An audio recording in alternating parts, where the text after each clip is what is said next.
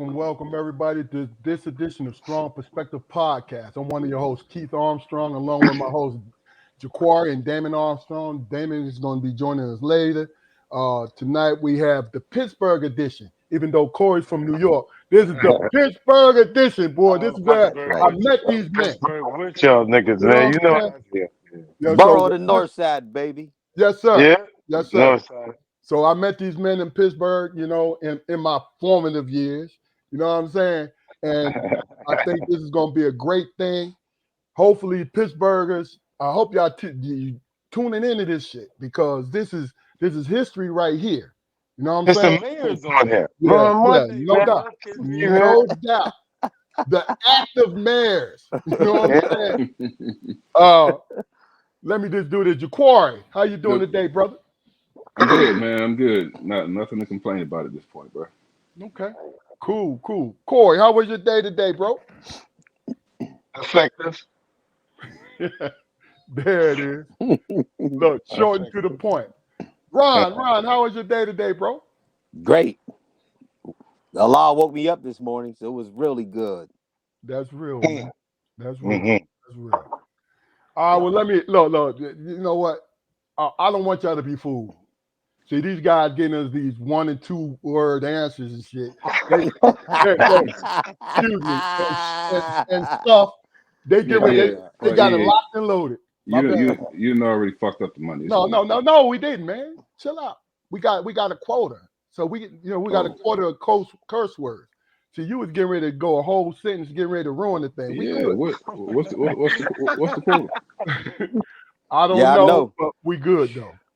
We good. My mouth is definitely foul. But look, now you done got me.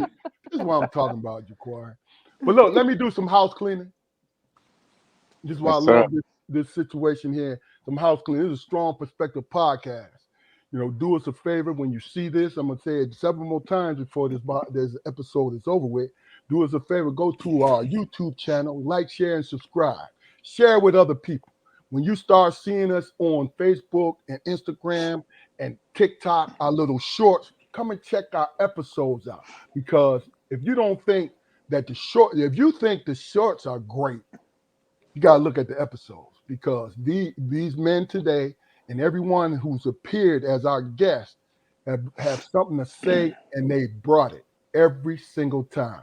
That's how I know tonight is going to be what it is. You feel what I'm saying?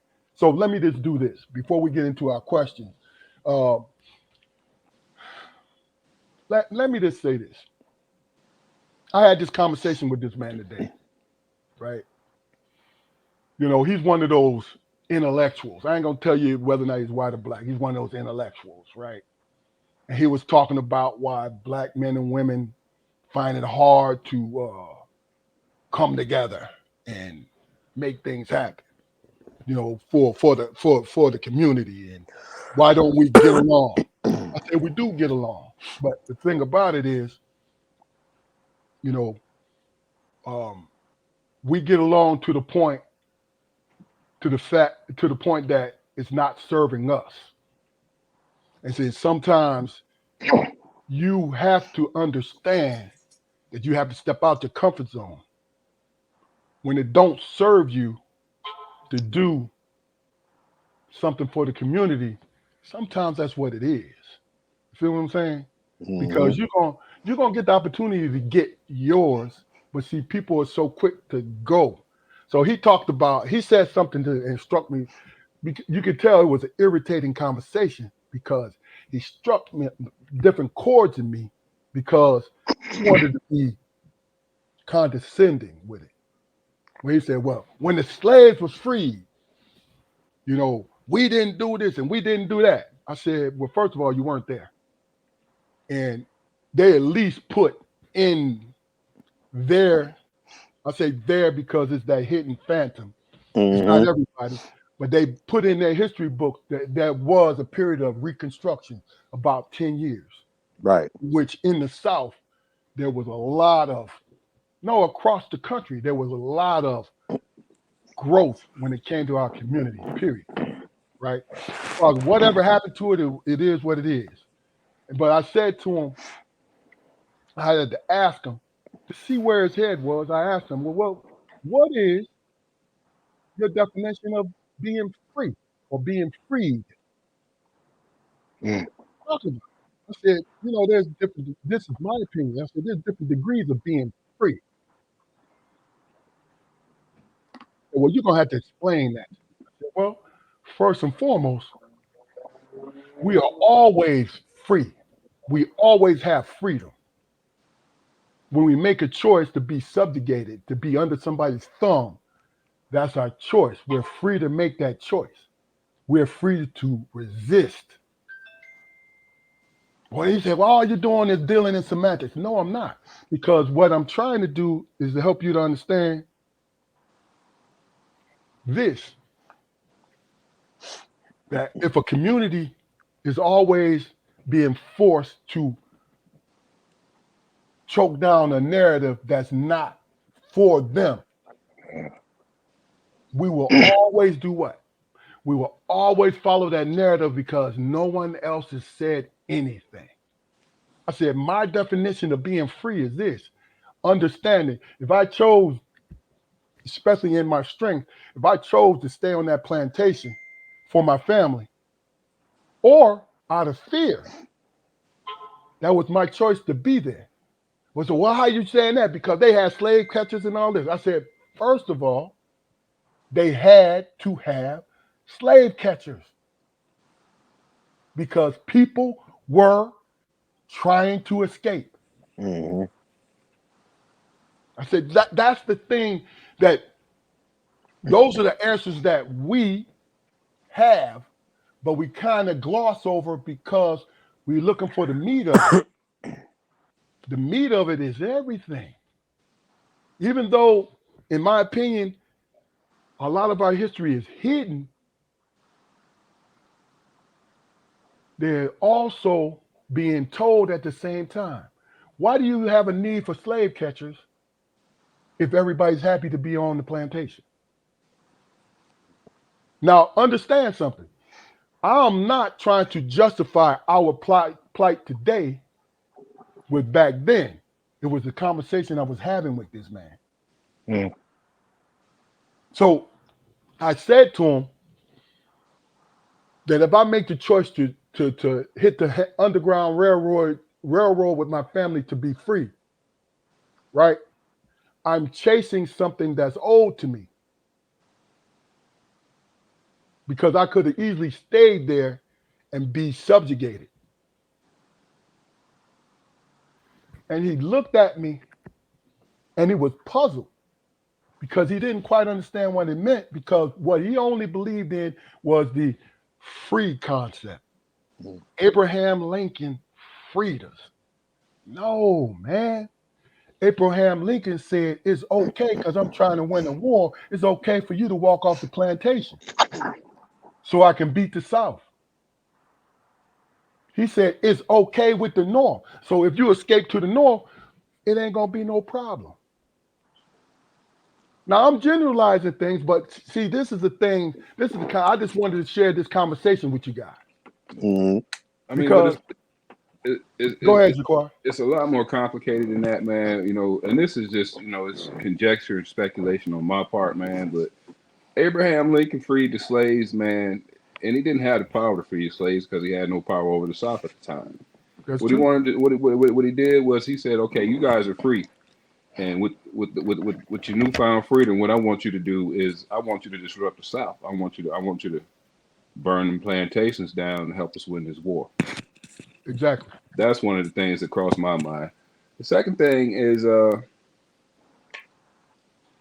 has anybody ever toyed with the notion that just maybe at the time the people in the North understood that slavery in the end it was just destined to end bad, and if you got rid of it, and said it no longer exists, then the people who were under slavery would be so worried about getting put back into slavery, then they would start stabbing each other in the back and killing each other, to stay ahead. I, You get I what I'm feel saying? I understand. I kind of understand what you mean, but Yeah, I do. Yeah. yeah, I kind of I mean, understand. it's obscure, man. I had a drink earlier. Oh.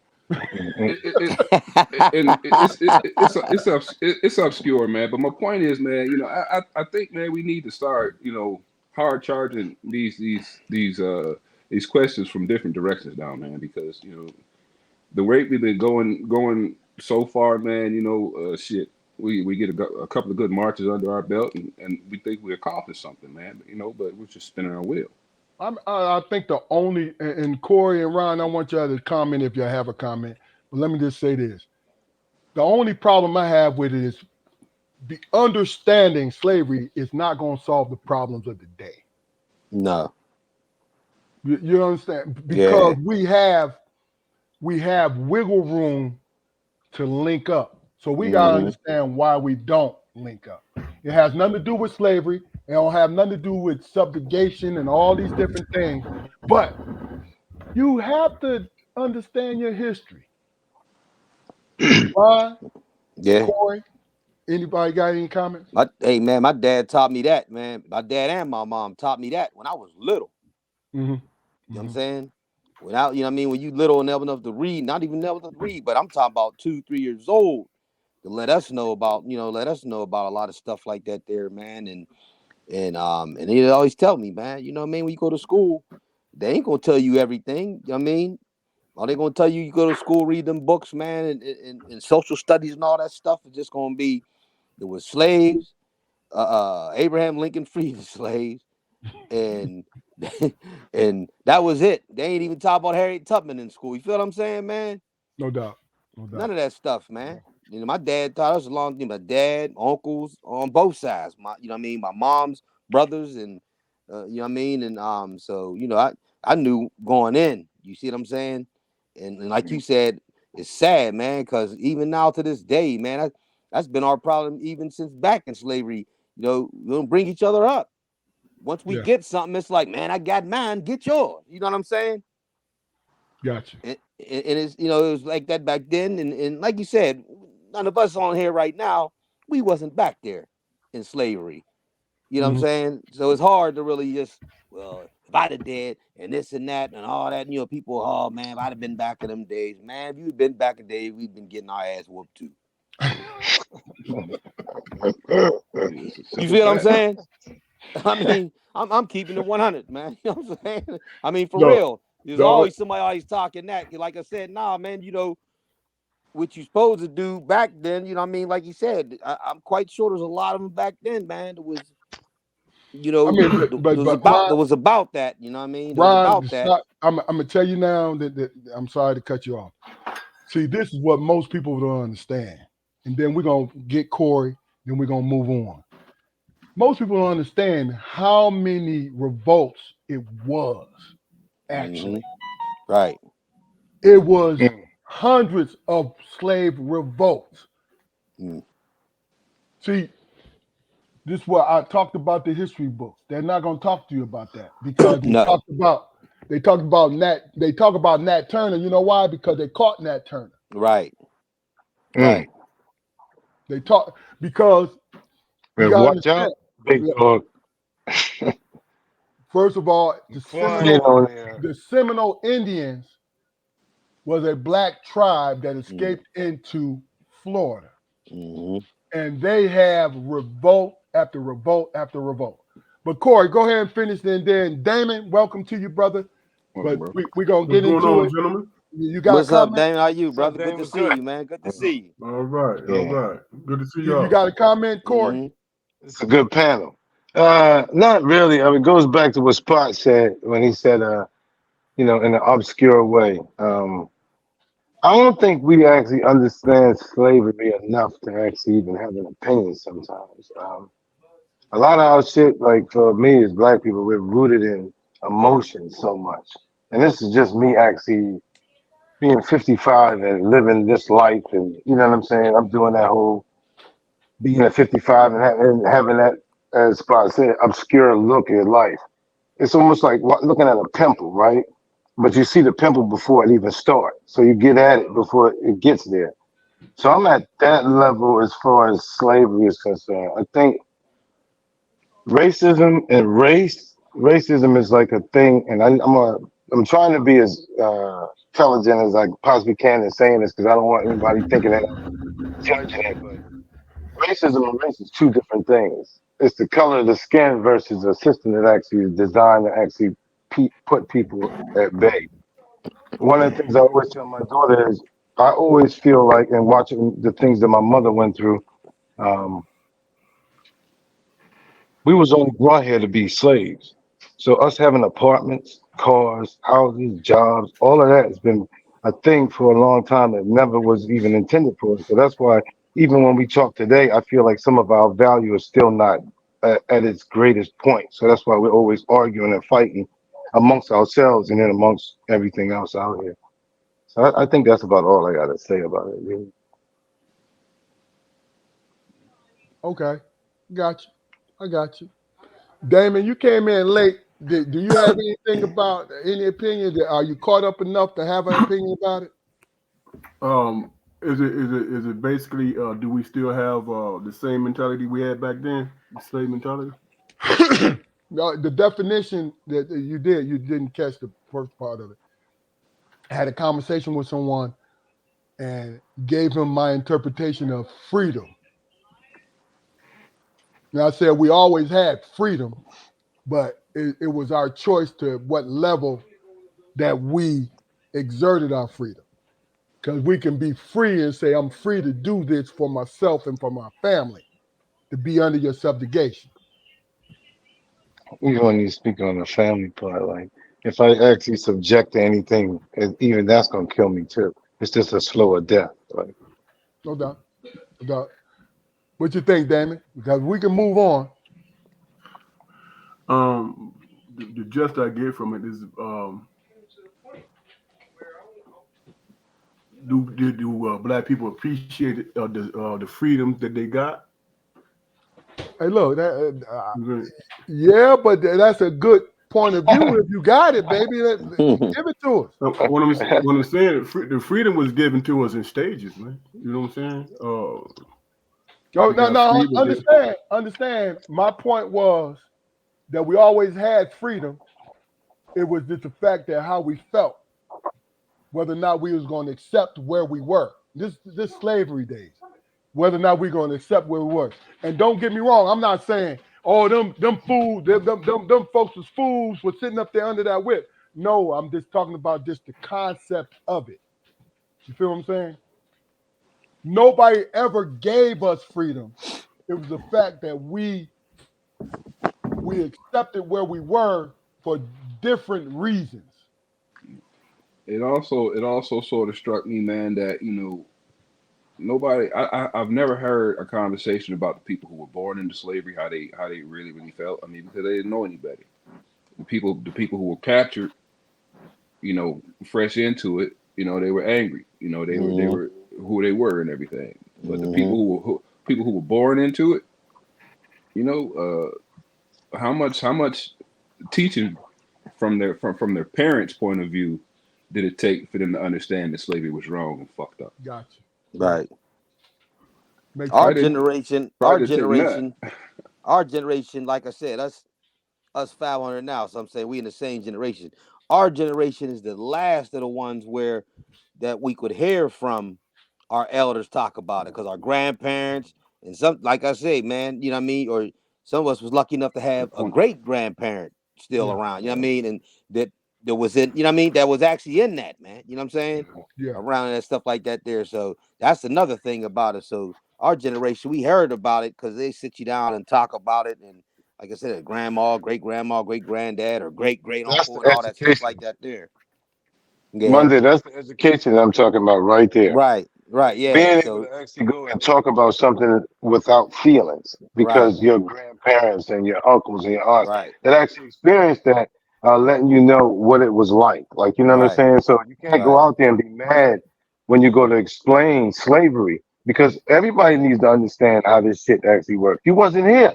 I think Spot said that, somebody said that you wasn't here, or Big Dog, you wasn't here at the end of the day. Like, you know what I mean? So for me, some of these arguments that we pose amongst each other as black people, like even with the slavery thing, how the fuck you posing that with the same niggas that's in the same shit? We didn't put it on each other. So at the end of the day, it's another group of people. Fuck we talking about it for? And what do you think? No, hold on, Corey. Hold on. Oh, my bad. Hold I said on. Let me put it like this. I'm not disagreeing with you, but I'm pushing back just a little bit. Please. If you don't talk about it, even if you haven't experienced it, if you don't talk about it, you can easily slip back into it in some shape or form. Oh, no doubt. Yeah, that's all. That's all. And I'm saying that I understand where you coming from. I see it. But because that's the independence of us. You like, yo, fuck that. I'm not there. Right. You know what I'm saying? I'm not there. I didn't experience it. But for real, you have to understand, at least somebody has to tell you, like, yo, this was fucked up. Oh, no doubt. People, That's gotta be said. the ancestors had to go through this thing for us to evolve as a community. That's all. Oh, yeah. Shelly. You know? Definitely. Shelly. I agree with you hold 100%. hold on, Damon. You look like you have something to say now because we're gonna end with you. Do you? I think that in terms of slavery, man, we have no idea what those people experienced, man. So we have to rely on history and research and all that. Big By dog. the same token, we do. Hey, Hello. hold on, Fluke. Look. Corey family, so Corey need to acknowledge the. You know what I'm saying? Go ahead, Corey. What's up, Quinn? What's up, Sal? What's good? What up, sis? What's Corey saying? He said, "What up?" Beat it. He started already. Hey, look, the funny thing about it is, Damon, you're gonna finish, and we're gonna that was the perfect thing to segue into it right there. But go ahead, Damon. I'll say, it's real difficult to understand exactly what was ex-slaves went through, but what we can identify with is the people who went through Jim Crow, man, because those are our parents and grandparents. And the things that they experienced, they pretty much, let us know, and we knew through the church. We knew how to raise our own food.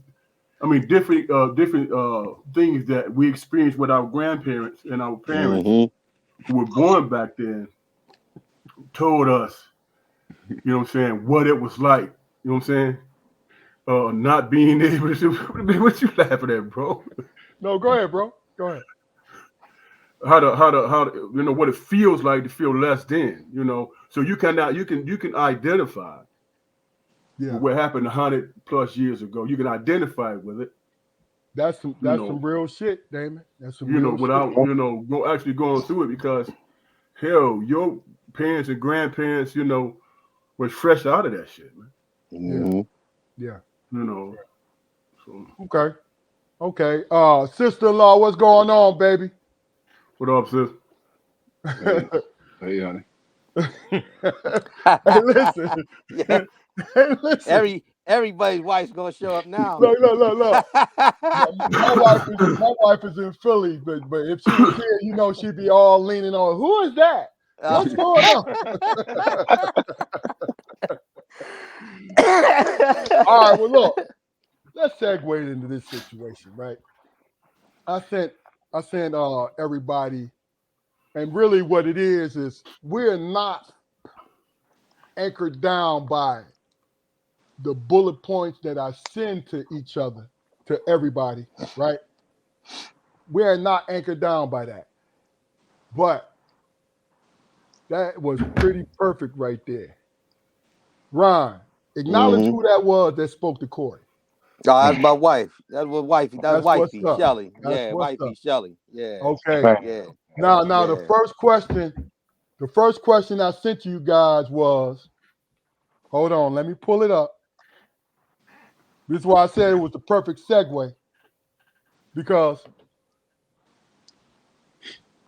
the question, and what I'm going to do is I'm going to reform it, But the question is, when it comes to black men in their marriages with their wives, right? Do they give up parts of their manhood when they give their wives what they want?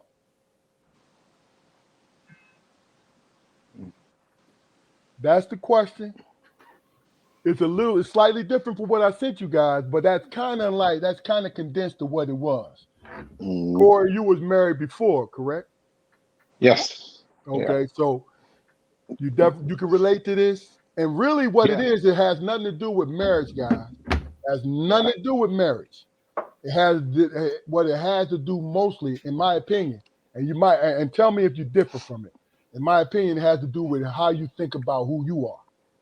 Yeah. As a man. I agree with that. Yeah. Okay, so I tell you what, we'll start with you, Corey, and then Ron, and then Damon, and Jaquari. All right? Yeah. For me, it's dependent on the relationship you have with your mother and how, what she actually instills in you.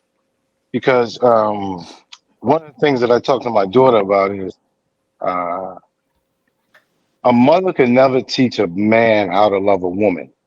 So, or what type of woman to choose. A man will choose a woman based off, this is just my take on this. A man will choose a woman based off of what his mother is like. You know what I mean? But he can never love his mother the way that he actually love his girl, and his mother will never be able to teach her that.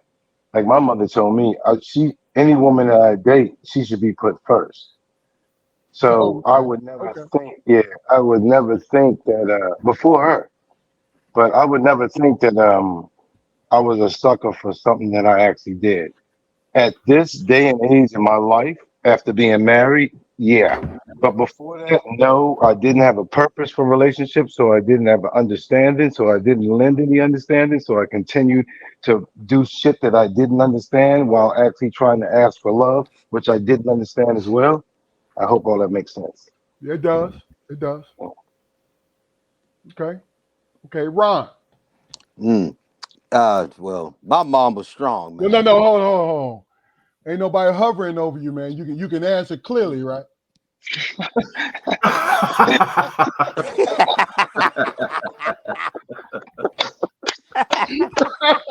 Look, hey, Ron, we looking Oh out my for you, God. brother. We looking out.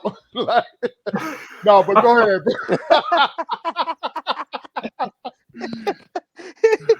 Go ahead, bro. You heard the No. scream. Like I was saying, man. Yeah, I get hit in the head with a lamp or something.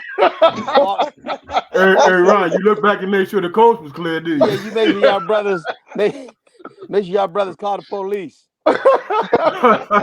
Whatever city you in, DC, North Carolina, Detroit, call them all. Hey, here,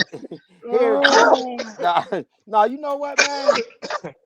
Me and her, man, we've been together 31 years, so it was like we was from day one, man, just compatible. So I didn't make me feel weak if I do anything for her or whatnot. I mean, you see people on the outside peeking and looking and whatnot, and she's strong, man. You know what I mean? So Yeah. I never, and Core, no, and Dre, you know what I mean? She always been, man, she hung with us, man, and whatnot. And one thing I do know, she one of the types, if I'm arguing with somebody, better watch her. Yeah. You know what I mean? She No might doubt. swing, she probably swing first. You know what I'm Yeah. Said saying? she ready to pounce, huh? Yeah, man. Hey, man. Hey, guess what? And I do the same with her if a chick wanted to jump on her. No doubt. No Yeah, doubt. No no, doubt. you know what I mean? Hey, Shoot. No doubt. But yeah, it just nah, man, don't make me feel weak or nothing like that because I do for her. That's part being a man. It is. yeah, You know what I It is. mean? Being a man. definitely. Damon. It's all situational for me, man. True. If we know, man, That's a in a good point, relationship, Danny.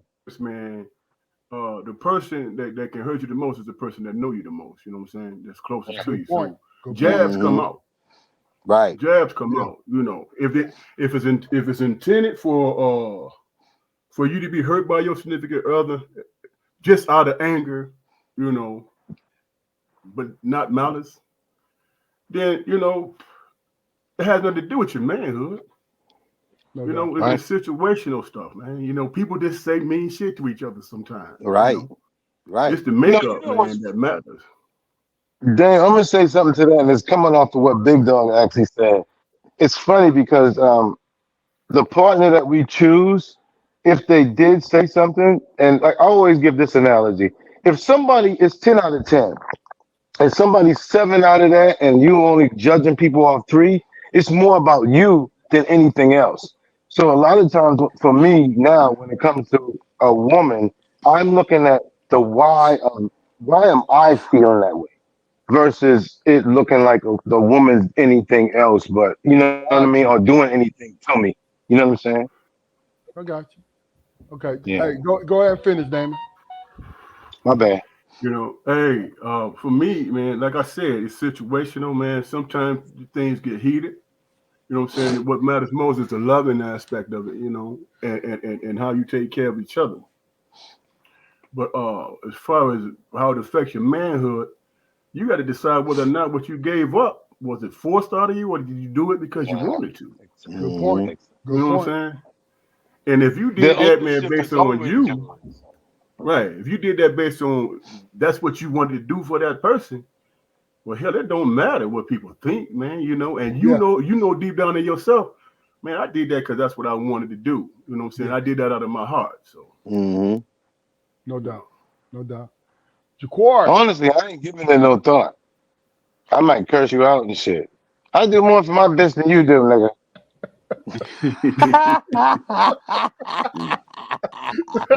Jaquar, go ahead. Yeah, I mean it take a lot, man, for anybody, man, let alone my woman, man, to make me feel like my manhood is fucked up. That's not a space that I'm willing to let anybody, fuck Yeah. with. We we got the kind of relationship, man, where shit, 12 midnight or whatever, one of us asks each other, the other to go get him a bottle of water. We get up and go do it. We do shit Mm-hmm. for each other Mm-hmm. all the time. Right. You know what I mean? The silliest, well, I'm not gonna say the silly. The wildest shit I ever heard was a dude told me that sometimes you got to tell him no. I understand that when you're dating. Sometimes you got to tell them no when you're dating, but when you're married, you know, you think Oh. about all the times that they don't tell you no. Now, Jaquari, I need you to elaborate on that because when you're dating, you need to say no. Mm-hmm. You need to say no to establish parts of you. Yeah. So explain exactly what you mean by that. When you're dating, you need to say no because it's you got to keep you to yourself and everything. You got to stay protected in Gotcha. some form of Gotcha. fashion. Okay. But when you marry, personally, man, myself for instance, shit, after 3 days we was together, man, she knew my social, she knew everything about me.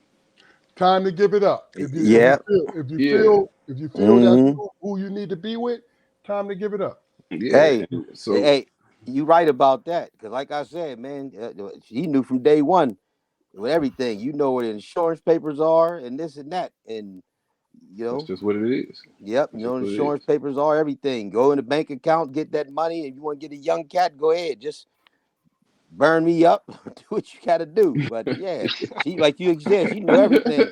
I ain't never went through her stuff. He Yeah, said, She "Burn ain't me never up." went through my stuff. You know what I mean? yeah. It's just Nothing. I ain't never went through no book, no purse, nothing. She ain't never went in my pockets, looked at nothing like that there, man. So yeah, that was it. I tell you, I'll be honest with you. I don't have a problem with my wife going through. I had a problem with her going through my fucking phone and my beeper Mm-hmm. at one time, but I was Yeah. a youngin. I was a youngin. Right. I'm not Right. gonna Right. bullshit. You know Right. what I'm saying? Because my life is my life. Even though Yeah. I'm with her, that's still my life. That's Mm-hmm. part of my life that if I choose to keep it private, that's what I'm gonna do. Mm-hmm. You feel what I'm saying? But Right. as I got older, I'm like, yo, Let me see your phone. Here. Mm-hmm. You know what I'm saying? Yeah. Like here, this, that, and the other. I think when it's somebody that you trust, you're not guarded. Right. Because one thing about us as men, especially black men, and y'all tell me if y'all agree or disagree, one thing about us is we know how to trust. We know what it means to trust, meaning whether it's a hard way to get to here with trust or it's easy, it's always on our own volition. It's always on, that's us. You Mm-hmm. know what I'm saying? Even if you being a simp with it, right? You still made the decision, I'm going to trust you even though I look like a simp. Mm-hmm. You know what I mean? Because this is what I always understand about life, man. We always have control of our life, even if somebody is lying to us and fooling us. We know we're being fooled, but guess what? Right. We playing the lottery. That Right. we might hit that number that night. Even though I'm looking at this person, this woman, and she's not really giving me anything for me to really trust. Mhm. But I want her, so I'm going to throw that 3-digit in there or that Mhm. 4-digit in that joint. Now, if I hit it for for that one-time payment, then you got 2-3 years. You know what I'm saying? Yeah. But really and truly, I think it's a physical thing. Now, let me know. Do y'all think it's physical when it comes to? I'm talking about when we was young boys. Do you think it's physical when it comes to what we give a woman and what we don't give a woman? We'll start with you, Ron. Yeah. Cause we young bulls, man. It's just your chest out. You know what I mean? You don't want to feel soft and all that stuff like that there when you're young. You know what I mean? Okay. So it's like, so you gotta wear it on your sleeves, man. Like, oh no, man, no, this and that. But then as you with them as time go, man, it's like, man, I quit it. I ain't have to do all that stuff like that there, man. You know what I mean? Mm-hmm. Okay. Jaquari. I mean, the physical is important when you're young, man. Like Ron said, you leading in every situation with your chest and everything, man. But that's not such a bad thing because you're still in the game. Mm-hmm. You got to be savvy enough to understand that, yeah, this is the tool that got me here, but I got a whole chest full of other shit that I need to be using. Right. No doubt. No doubt. Corey. Uh, I was unpurposeful when I dated when I was younger, so it was just about pussy. So Okay. the physical was the more heavy. You know what I'm saying? Like, All right. No. I'm Hey, just being honest. elaborate for us, brother. We want to hear it, but hey, it's just hey, about it. big dog. Hey, big dog. I know what he's talking about because I done been around all that, man, with this dude, I get it. man. I get it. Any I But hey, know. Ron. anytime you can lay up with somebody, man, that you Let don't like, that's what it is. look. Wait. Say that again. What did you say? Corey, I'm gonna let you finish your Corey, but Go Corey, ahead. gentlemen, Corey is our safe space tonight. All right. But go ahead. Repeat Hey, look, what you we said still before. early. We still early. No, yeah, I didn't date too like purposeful, like so. Like, yeah, the physical was there, like, but like I didn't even know how to fucking call a girl a girlfriend, really. Like, you know what I mean? If we like had sex, it was the sex, but it was for me. It was like what Spot says, it's more situational. So a nigga wouldn't date a broad that was like 180, 200. I would, because she was actually thorough with how she actually moved. You know what I'm saying? So What you said, when we Corey, say if you can't physical, pick her up, man, you ain't fucking with her. But go ahead. who, What me? about the feet? Yeah, shit. Ron, get the fuck out of here, man. No.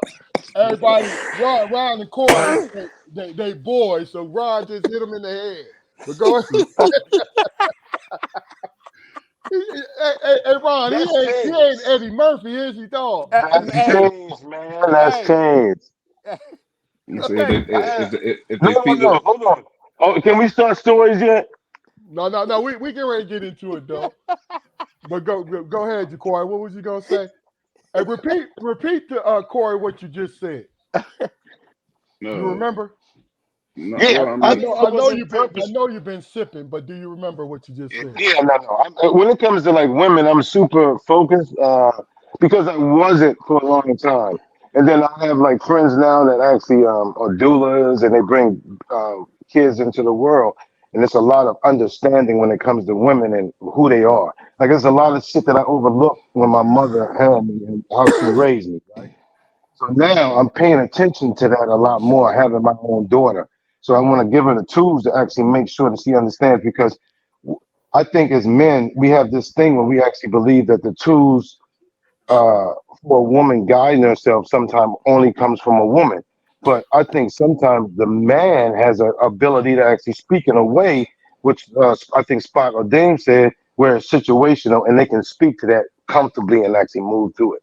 Where it's not just about the physical. Okay. Um, I'll speak on this just a and I'm gonna reflect back into my early 20s. So I'm being vague. I'm being vague as hell. So when I was dating, I think I was more. I can't say I was old school because see the fact that I played basketball at Pitt and I was 6'9", 235, 240 with 1% body fat and this motherfucker. You know what I'm saying? And was this alpha type of dude. What I could afford was everything because when I got attention, it was physical attention, right? Yeah. But because the way I was raised, I believed in the concept of you go to college to find your soulmate and your forever mate, Yeah, which see, is I ain't never get none of that. to me, honestly, that's foolishness, right? Because you're in your 20s and you this especially the majority of us are not mature enough to be that. Right. You see Yep. what I'm saying? We're not. 20 Like years, 2 years from actually being in the house where your mom finds shit exactly, stains in your drawers when she actually wash Now your clothes. now our You know what I'm parents, saying? who just went to work, they were mature enough to be that. Well, not really, but Yeah. they were because it was the expectation, right? So Well, they got taught early. yeah. So Right. me personally, I needed to like you as a friend before I even considered anything else. Mm. When it came to long term, I needed to be able to sit down and like, yo, this shit is funny, and you communicate back to me why it was funny. You know what I mean? And I don't think that was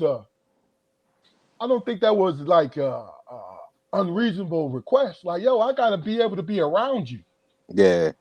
You know what I mean? Yo, I was a hound, and was hungry and thirsty and all of that, the whole nine, right?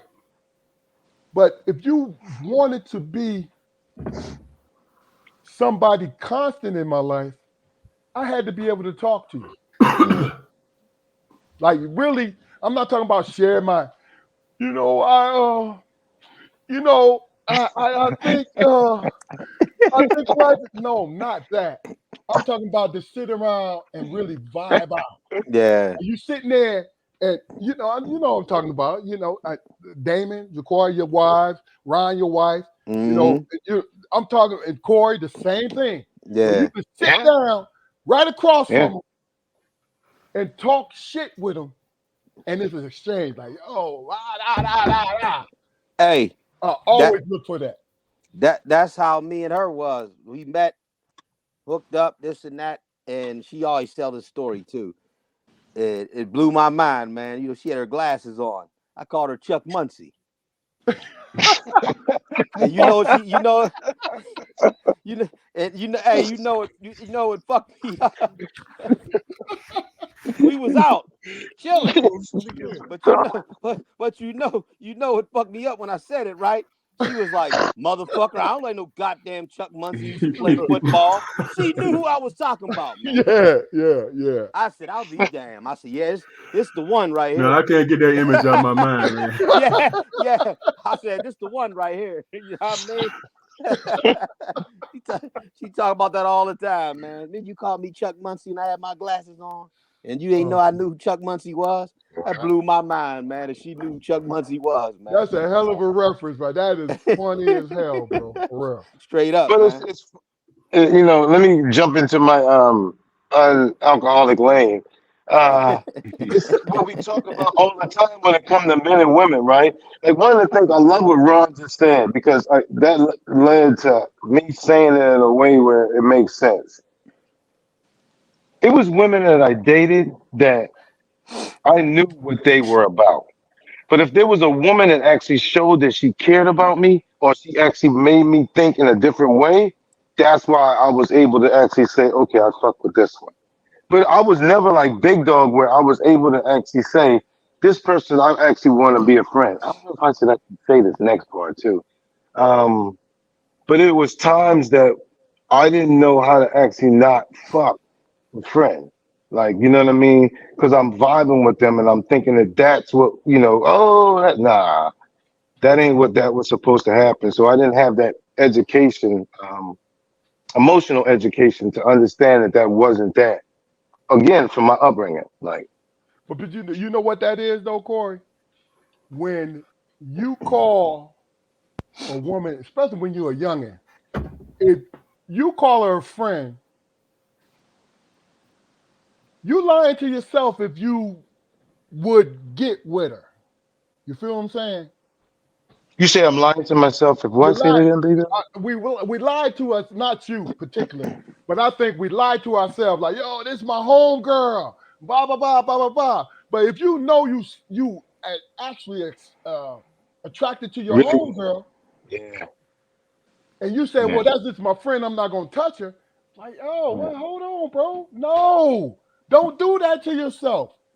Like, yo, like I said, this is before I met my wife. All right. If I say to you, I could be your friend, but along the way, if I have the opportunity, I'm going to take it. Yeah. That was me. Hey, Ron, that was me being honest.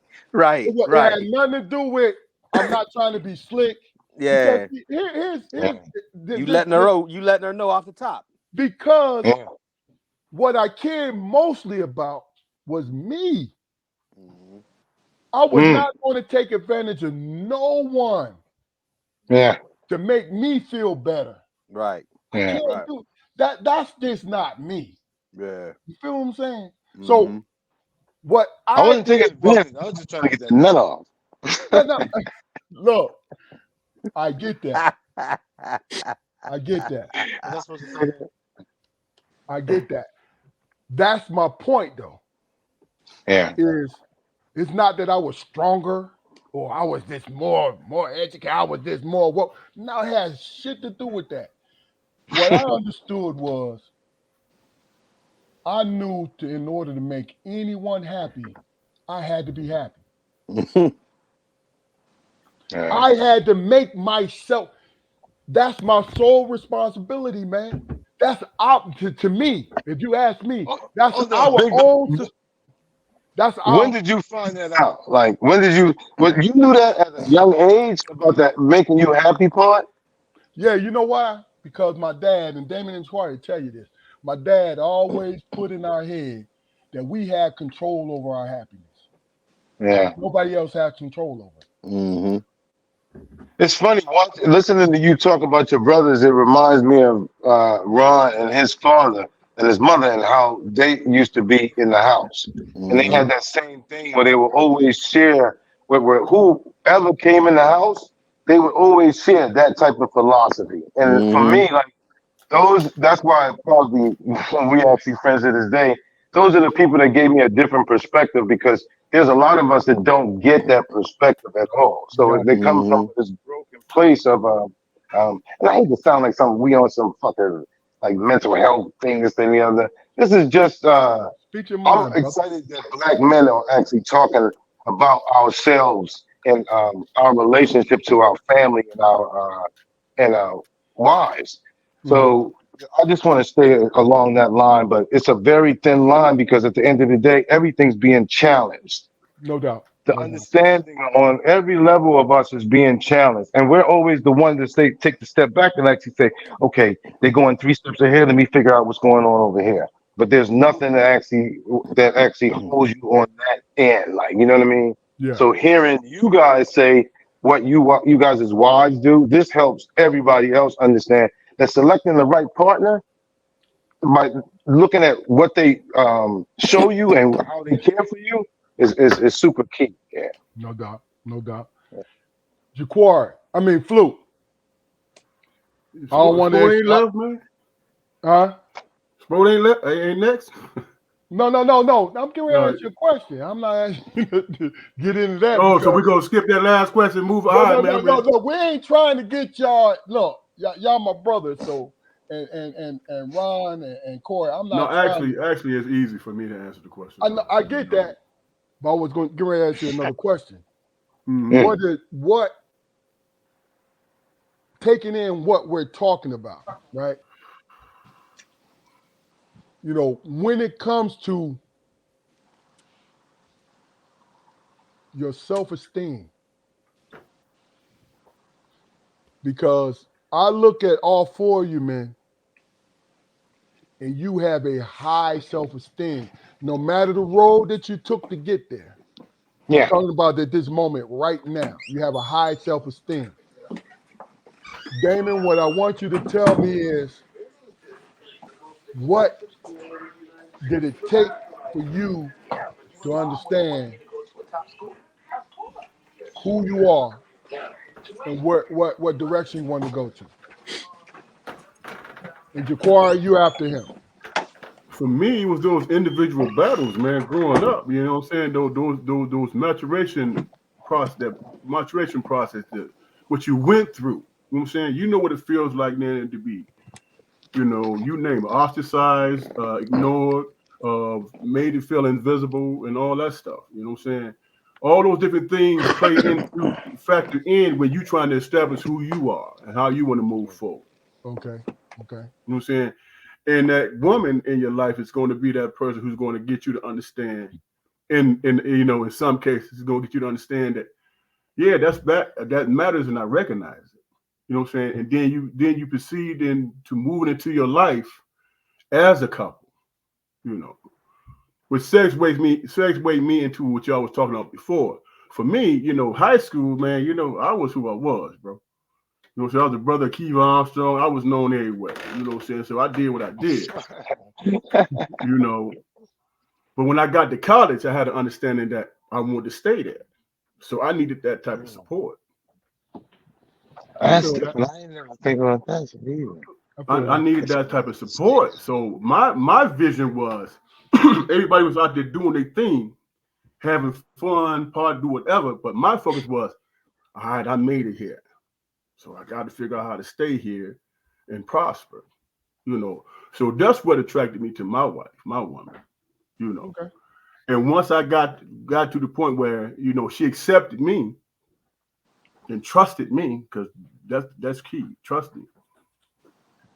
I realized that I had to be in it to know who she was, and like she expressed to me, I came here to get an education. What you come here for? And that was a direct question to me, So Damn. See, again, that's the situation. I had to deal with That's a that. double I had to deal with perspective. that. And I said, well, hey, you know what? I'm riding with you. I'm riding Yeah. with you. And then That's a all and double then ass and question, then, man. then things Somebody. start opening up. Then, Hey, then hey, things hey, start opening up. hey, You hey, know what I'm hey, saying? Now real quick, Fluke, you said, I'm riding with you. Then when you left her room, you're like, man, I got to get my shit together. Get it together. Because there was other motherfuckers who was hollering too. You know what I'm saying? Yeah. You know, and I'm like, well, damn, how do I keep myself on top of the heap? So, you know, whatever, right? So what I wound up doing, man, was like, okay, discovery, man. You know, my mom was the type of woman, she knew what she wanted. She knew what she wanted to get. Mm-hmm. When she went to the grocery store, she didn't waste no time. She didn't do none of that. She went in and bought it, no matter what the price was or whatever. Whereas my woman went in there, bought a $350 worth of food, only spent $150. You know, with the coupons and all that. That blew my mind because I'm an athlete in college, man. You know, only thing I'm eating is cafeteria food. And I go to her and she got the room smelling good, food laid out. You know what I'm saying? Got the basket over here with the clothes folded. You know, the bed made up. You know, the notebooks laid out, homework. I'm like, okay, now this is what's gonna keep me here. You know what I'm saying? And this is the person I choose to be with. So no doubt. It was about discovery for me, man. You know what I'm saying? Everything else was what I knew. Yeah. And I navigated through that in the selfish way. No doubt. But to be with her, you know what I'm saying? To be with her and understanding what it is that I wanted in a woman and how I wanted to live out the rest of my life, I had to understand the other side of it. Mm-hmm. I just got to get her to show me, hey man, we're gonna go in the store. You know what I'm saying? And we got the blue light special and we got the triple coupon day. You know, I think that's another big thing is being able to actually know how to learn from a woman. And every man on this panel knows how to do that because they've had a mother. Like, you know what I mean? So some of the conversations that people talk about, this is what I'm more in line or in tune with, because at the end of the day, everything that he's saying, it was his mother that actually made him actually realize, for me, what was in front of him. His education, his learning, everything was pushing him to the next level. So to be able to recognize that, I think that's another thing that men have to learn how to do. Like, no doubt. Yeah, and also, I'm one of those cats where my dad sat me down and he told me the story about how he fell in love with my mother. You know what I'm saying? He painted a picture. He painted a picture. Right. He described her in the sunset and the silhouette. You know what I'm saying? All of that. Right. All of that. Yeah. Hey, I told you how my mom and dad when they first met. So like I said, I told you the last time of mine, but me and her, man, it was A1 with us because once I met her dad and her grandma, man, it sealed it for me with them. You know what I mean? Yeah. And the same thing with my mom and dad. When she first met my mom and dad, it sealed it for them. You know, once she came over, introduced them, and left, and I came back, my mom and dad both said something about her. I like her. Yeah. I like her. She's all right. And then she said her grandmother her grandma and dad said the same thing about me when I left her house. You know what I mean? Put the stamp on it. Put the stamp on it. Man, did I? Hey, and then when I met her family, duct tape on when I met her family, they pulled my car and talking about, do you understand that she important, right? You know. Yeah, that right there. That. When they say that, that's when you have to listen. If you're not listening, you're a fool. Right. You should be actually playing traffic. They're gonna tell you. Yeah. They're gonna tell you. She's like, you know, they was like, you know, she important, right? And she takes care of business. No doubt. No doubt. Jaquari. Ask the question one more time. Damn. I forgot. I haven't forgot that quick, man. You better stop drinking those big gulps. Listen. From what I can remember, man, just like Damon mentioned, man, those past battles that, you know, I fought and came through on the other side, man. When I was young, I looked at those situations, man, and I would say, "Spoke down, man. You broke down, man. You torn down, or whatever, man. How you gonna come back from this?" But then somewhere along the line, man, a switch came, and I realized when I came through the other side of those hard situations, man, I wasn't torn down, man. You know, what was left was actually the foundation of who I was and who I am today. and it wasn't small by any stretch. It wasn't small. So I figured if I could take that same awareness into a relationship and understand that, I'm not the only one coming in with baggage. And my shit is bad. Right. My shit is bad, and I'm quite sure the other 7 point how many other billion people on face of the earth can say the same thing. Respecting, trauma, respecting what got me to, respecting from my point of view what got me here and what got her here. Because like I said, man, just like I've been through some shit, she done been through some shit. And I don't know if that's the definition of trauma bonding, because that sounds like what I just described or whatever, but it's not a negative thing. Not when you actually understand that that's where you are. It's one of those things I feel like sometimes I have with black people where you walk into a room and you tell a joke from Friday, and now all of a sudden we think we cousins. Like, you know what I mean? I don't know you. We're still in the same room. We just sharing the same movie experience because you got cousins and I got cousins. But at the same time, I lost my thought on that. But just being savvy enough, man, and nimble enough on your feet, and That's Jameson. No, it's wine, actually. It's water. Yeah. But go But ahead. I just lost my thought because you guys are bringing so much that I think about on my own level to like grow. Like I'm fucking mixing shit because it's the same thing. But having the slightest notion, man, that everybody coming into this with something with a particular yoke around their neck. Understanding what it is like, and yeah, and I understand that unless it's monetary, it's absolutely nothing my wife can do to get me through my rough times. It's nothing. No, it's always about you, man. Mm-hmm. It's always what your And foundation is. I'm not disrespecting the support that she gives me in those times in any way. Yeah, you just want to handle it yourself. That's all. Yeah. I have to. I mean, I have to. Right. I mean, POV is important, man. And if it's blurry, then you got to figure out why. Yeah. Well, that's the why is everything. Even how you feel towards your spouse or wife or anybody. So that at the end of the day, it just deals with us every time. So I love what you guys are saying as far as like, because it's a different perspective for me, because I didn't come from that family dynamic. And let me say, nothing that I ever say about my mother and father is me downgrading them. But in order to move for me in therapy, in order to move to a certain place, you have to talk about things honestly.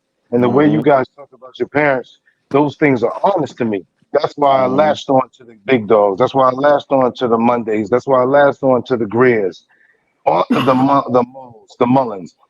All these people I gravitated toward because there's something that I wanted as a child to actually be able to have that ability to actually date in that manner or love in that manner without actually manipulation or distrust. Right. Yeah. I mean, this is the one thing I understand, man. And let me tell you guys, for you, great fucking responses.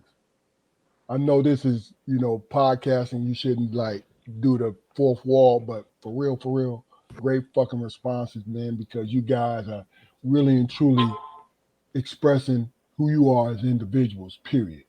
And that's what we need, in my opinion, that's what we need as a community, is to understand that individuals have an opinion. See, we've been conditioned, in my opinion, we have been conditioned to follow along with the group. Sometimes the group, I'll say the majority of the time the group is correct when it comes to safety. You feel what I'm saying? But when it comes to feelings, it's a 50-50 proposition because we all think differently. You feel what I'm saying? Mm-hmm. So when we make a choice, like, yo, I don't feel this, but I'm gonna go along because everybody else is going along with it. That is a real choice, in my opinion. Yeah, and that's the one when But it's, I mean, from a sociological point of view, bro, it's safety in numbers, man. I mean, no, look, like I said, I was trying to put it in a way that, like, look, I'm not going against the numbers, but what I'm saying is there's situations in which, as individuals, the numbers is going to hurt us. You feel what I'm saying? So you have a choice whether to go with the numbers or not go with the numbers. You know what I mean? Because a lot of times it's your preference. Not to get too, too deep in this, too philosophical in it. I'm just saying when it why do comes you to your say that? Why do you always say that? What, not to get too philosophical? The shit's philosophical. but Being but on this earth, the but bitch is Corey, philosophical. my point is this though. I'm not throwing it into this situation because this shit is organic and we flowing No like a doubt. motherfucker. No, but the philosophy's got to come. Some of the questions, Big Dog, and you know, before you even started this, I've always told you that some of the questions that you posed, even when we was in Pittsburgh and we was friends, it gave me that different perspective. Like the same with Ron and everybody I actually just named. Um, but after the 20-year friendship, we're still doing the same thing. We're still trying to do that passive. No, fuck all that. Like the people that has raised me, as I like to call it, they've actually done some great things in life. So let's stop actually talking about the philosophizing, and not, and that's not to knock what you saying. That's needed Of for course. me. No, Yeah. no, Corey. And I don't think I don't think I that's, agree. as you said before, I don't I think that agree we with expose that enough about us in our regard. I agree with you. That Right? was a great point. I agree with you, but here's where my understanding kind of puts me in a situation. The simple fact that what you eat don't make me shit.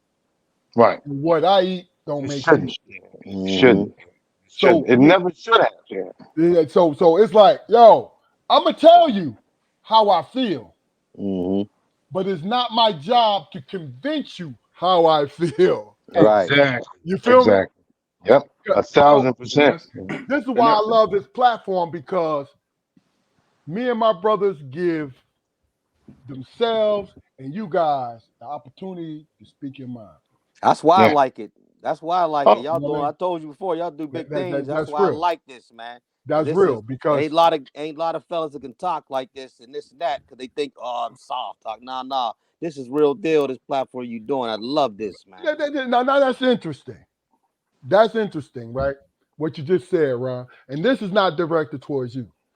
You know what's so crazy about it is when a man expresses other than things other than hardness, like Mm-hmm. I will fuck him up if he did Right. this, and I would Right. do that. And then, all right, perfect example. J. Cole apologizing the other day in Dreamville, right? Mm. If you up the rap, right? Yeah. People was mad I know. at this man Yeah. Because he apologized. because he apologized Yeah. Yeah. but I mean, for a rap battle. but it's pretty much his apology is pretty much on brand for J. Cole. Because I mean, Exactly, Jaquan. him going to dude is not something that I'm used to. I couldn't tell you two songs, man, but I know about his persona or whatever. Yeah, Mm-hmm. And it's the energy. Yeah, yeah. So I mean, don't you think it sort of equates to a redemptive moment? bro, I felt him. Now, yeah. No, matter of fact, let's just do this. Let me just do a little simple synopsis, and then Damon, I know you're a jazz man, but I want you to comment on this. It was a J. Cole, Drake, and Kendrick Lamar three of the current rap icons, right? Me personally, Kendrick is the most lyrical out of all three of them, but it is what it is. But basically, what they was doing was subliminal jabs at Kendrick, right? And then Kendrick went full force, like it was only 60 seconds, but it was 60 seconds of hell toward them two cats. J. Cole responded lukewarm, in my opinion. It wasn't like, he really went back at Kendrick, right? 7 minutes of whatever, right? 7-minute drill. And then he was at his major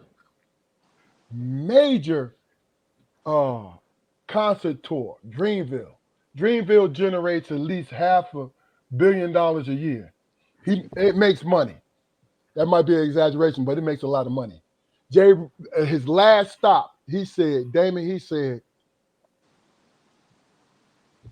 my spirit don't feel good. This didn't feel right with me. And he apologized to Kendrick Lamar, right? Now, all the rap things, because we all grew up on rap, so this is a conversation we need to have. You know what I mean? Even if you don't follow it.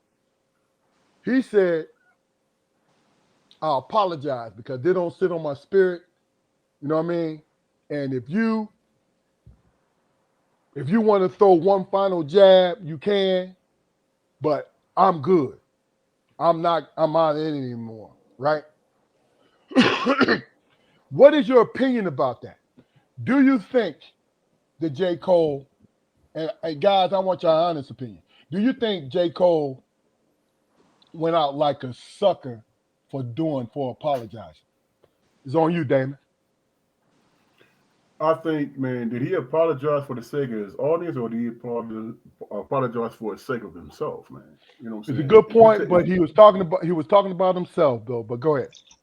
Right. If he was talking about himself and he's true to his word, then you know what? I accept that, man.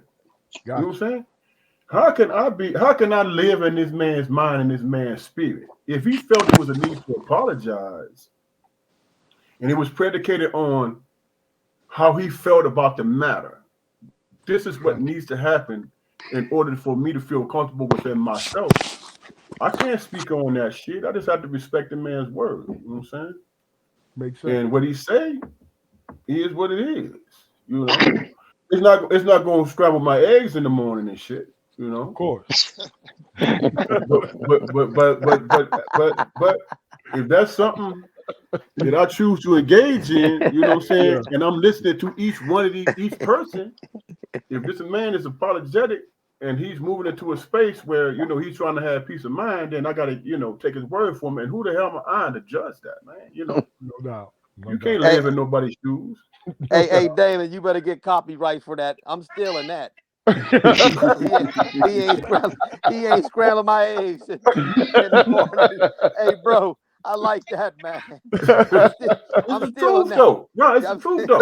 Yeah, you right.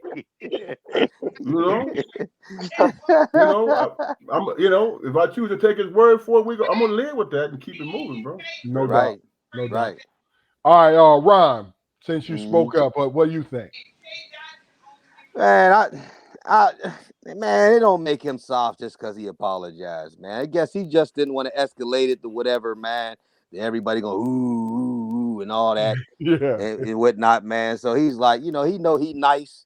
He gonna still make his money, man. Kendrick Lamar nice, Drake doing his thing, man. And I don't know, man. It ain't like it is back in the day, man. Everybody is answering like a 50-year-old person. Yeah. As hey, Corey. Corey. Yes. You want to know why? Because we 50-year-old people. Man. Right. That's what I want to hear. No. Hold on. But we need to start answering questions from certain eras of us if we're going to keep it funky. All right. I can give you the best Corey. As a matter of fact, I'm the best Corey today. Hey, you know me. Let me ask y'all a question, man. Let me ask y'all a question. No, hold on. Let me go, man, before I forget. We're going to let you go. But, Ron, go ahead and finish. Then Ja'Quari, then Corey. Because Corey, Corey want he want the bite. He want the smoke. But go ahead, Ron. I get where he getting at with it, because I remember back in the days, man, me and this dude, 18 years old, we in the back seat out Kennywood, man, and we was mad about the LL MC Shan joint. Me and him was talking about going up New York, man, to jump on LL, man. That's 18-year-old man. We 55 now. We in our 50s, brother. Yeah, I mean, yeah. We can't get our old ass in no car, run up there, man, to go to where, North Carolina, wherever J. Cole is, and down there in Florida and jump on Drake, man. Them bodyguards will whoop our ass, man.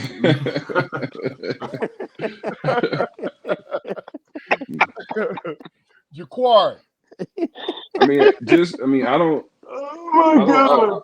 I don't really know anything about it other than what I heard, on the shorts or whatever, man. But if I really think about it, man, it could be looked at as a power move, man. Seriously, I mean, right? Yeah. It's a different step for hip hop. It's a different look, like right. Kendrick addressed him. He dropped his nuts on 7-minute drill, and then he had an epiphany. And he came back, and he kind of pandered to his crowd, his core audience. Because as far as I know, J. Cole ain't on the rah-rah shit, right? Right. So when he comes out, when you said on that jam, he was on it. I'm gonna get this. J. Cole had smoked with other people, and but it ain't never got this youngins though. Yeah. It was the youngins, it wasn't Kendrick. But go ahead. So strategically, like I said, he could just be, reinforcing his core crowd. No doubt. And it makes sense. Corey. You can't be schizophrenic in hip hop. Say what now? You can't be schizophrenic in hip hop. 1 minute you talking about busting shots at the nigga, and you find out, you go back to the room, the niggas that you fuck with told you that the shit was whack. Now you're gonna go back out and apologize.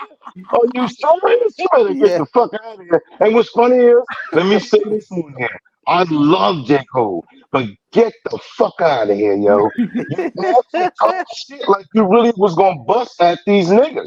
You talked about what gang you had versus his gang, and I heard all the shit, nigga, and I don't even listen to rap like that anymore. Yeah. Enough just West Side Gun and the whole, There you go. There you go. I said, yo, what is this? And then you come out with the schizophrenic shit.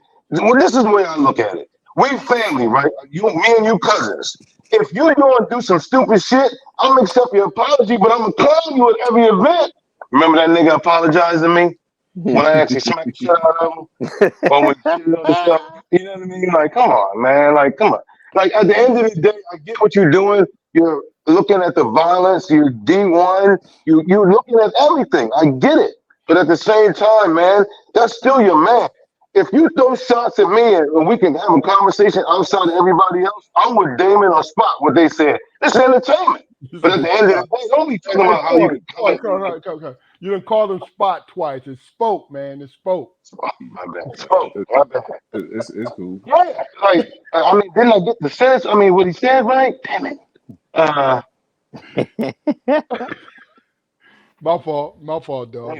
Fuck me out, man. No. That's it, man. That's really it. Because I'm, at 55, I'm all for the peace, everything else. Yeah. Like, I love what everybody do in that regard, but at the same shit, I'm a hip hop junkie. Yes, sir. And that's some schizophrenic shit, nigga. You actually jumped out the window on this nigga and thought you did, and they went back in that room and they destroyed your ass. It was like this. That's the trash, nigga. Basura. Yeah, you right. That's like me and Mundy together, right? I go back in the room after I spit, and Mundy be like this. What's the man name, man? Who made that song? It's like the jungle sometimes. It makes you wonder. Grandmaster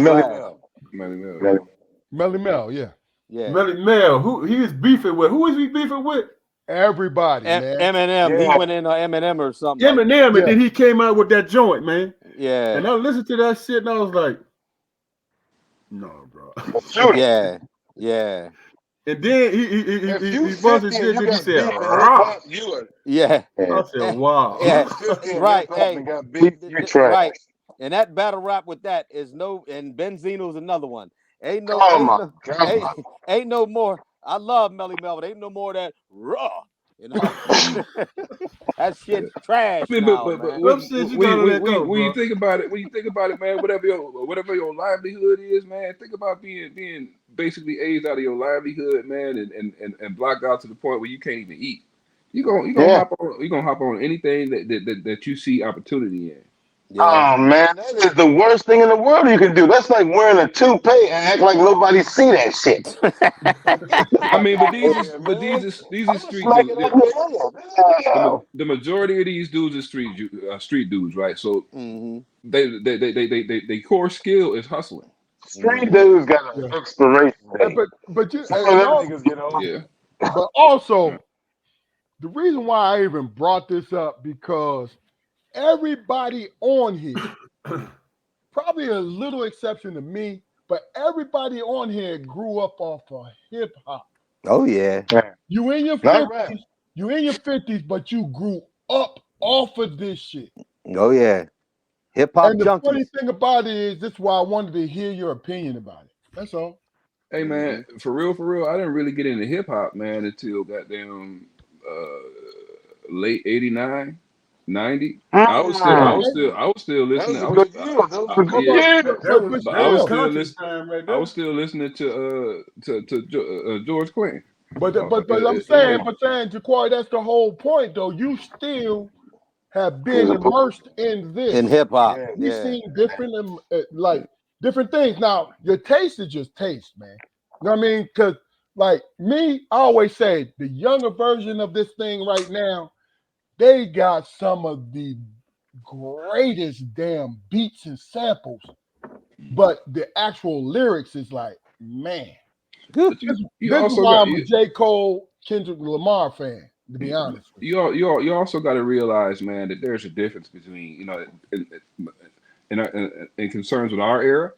There's a difference between hip hop heads Mm-hmm. because what we was listening to in Michigan was not the same thing that was going on, up top in you. Yeah, New York. but hold on, though. Now, I'm sorry to cut you off, but you had me in Pittsburgh, and I Right. had friends And who those had a mixtapes, pipeline to those New York and, Mm-hmm. I was and, about and the West Coast.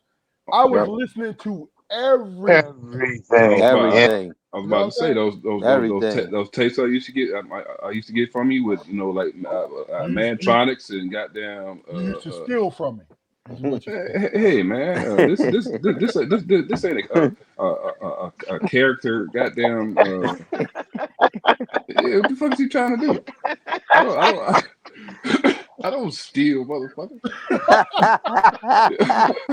You see, Damn. Now this shit just veered off in a whole different yeah, direction, Yeah, bro. Daddy done All right. called you a thief. yeah. Look, first of all, E-Merc. you feel that way because Oh, it's here you a go. little spark there. Hey, But look, y'all know what E-Merc is? Crime spelled That's backwards. crime spelled backwards. These niggas to say that shit all the time. This nigga got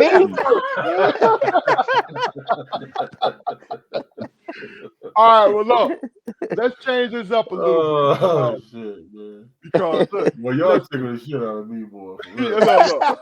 I'm enjoying this Ron- conversation for real, man. yes, sir. I'm enjoying this Ron conversation. and Corey been on the podcast before, but it's been separate. And I'm just going to give you guys a background on what's going on. These two men I met together. They've been together since high school. You know what I'm saying? And they straight up Pittsburghers. That's my brother, man. You know what I mean? Even though Corey's from New York now, I'm saying from high school, they grew up in Pittsburgh together. And I was looking forward to this, especially when they both confirmed that they can come on. Because, like I said, them together and separate are very unique human beings and you can get a lot from it. No, look, and you know me, I'm not trying to play you. I'm saying this. You know. I was, exactly. look, me and Demetrius was the old head of the crew. Right. Yes. Right. Yes. You know what I'm saying? Yes. So the thing about it was, when I met these two gentlemen, when I met them, I instantly saw their energy. See, that was the key. Because, see, I'm an energy guy. Yeah. Because when you test somebody's energy, no matter what they do for you, but the energy behind it will take you a long way. Yeah, So exactly. I was looking forward to these men coming on. So do me a favor, guys, and you guys can decide who go first. Let me, Damon, and Jaquari know about, first of all, your friendship. And then secondly, and we'll move on. Just tell me about your friendship first. But I'm going to let you know, just prepare you, what your friendship meant to each other. That's my brother, man. All right. All right. It was big for me because it started because I was leaving New York and I was coming to Pittsburgh and I ain't making this story long. I put a bunch of grease in my fucking hair or Jerry curl like kit like type shit. Tell them where though, Corey. Tell them where you seen the grease in the Jerry curl shit. What do you mean where? Oh no, so listen. This the night before I put that shit in my hair. Left it in too long. Shit like really fucked me up. I had burn marks, but you couldn't see that shit. So it was super slick, like it was El DeBarge. If everybody know what El DeBarge is. So Mondays in this classroom, this woman's name is Miss Rush. She got this voice problem, so she got to talk in a fucking microphone. Anyway, this is a funny ass classroom. So I come walking into class. This nigga's sitting there with the book. I don't have a book right now.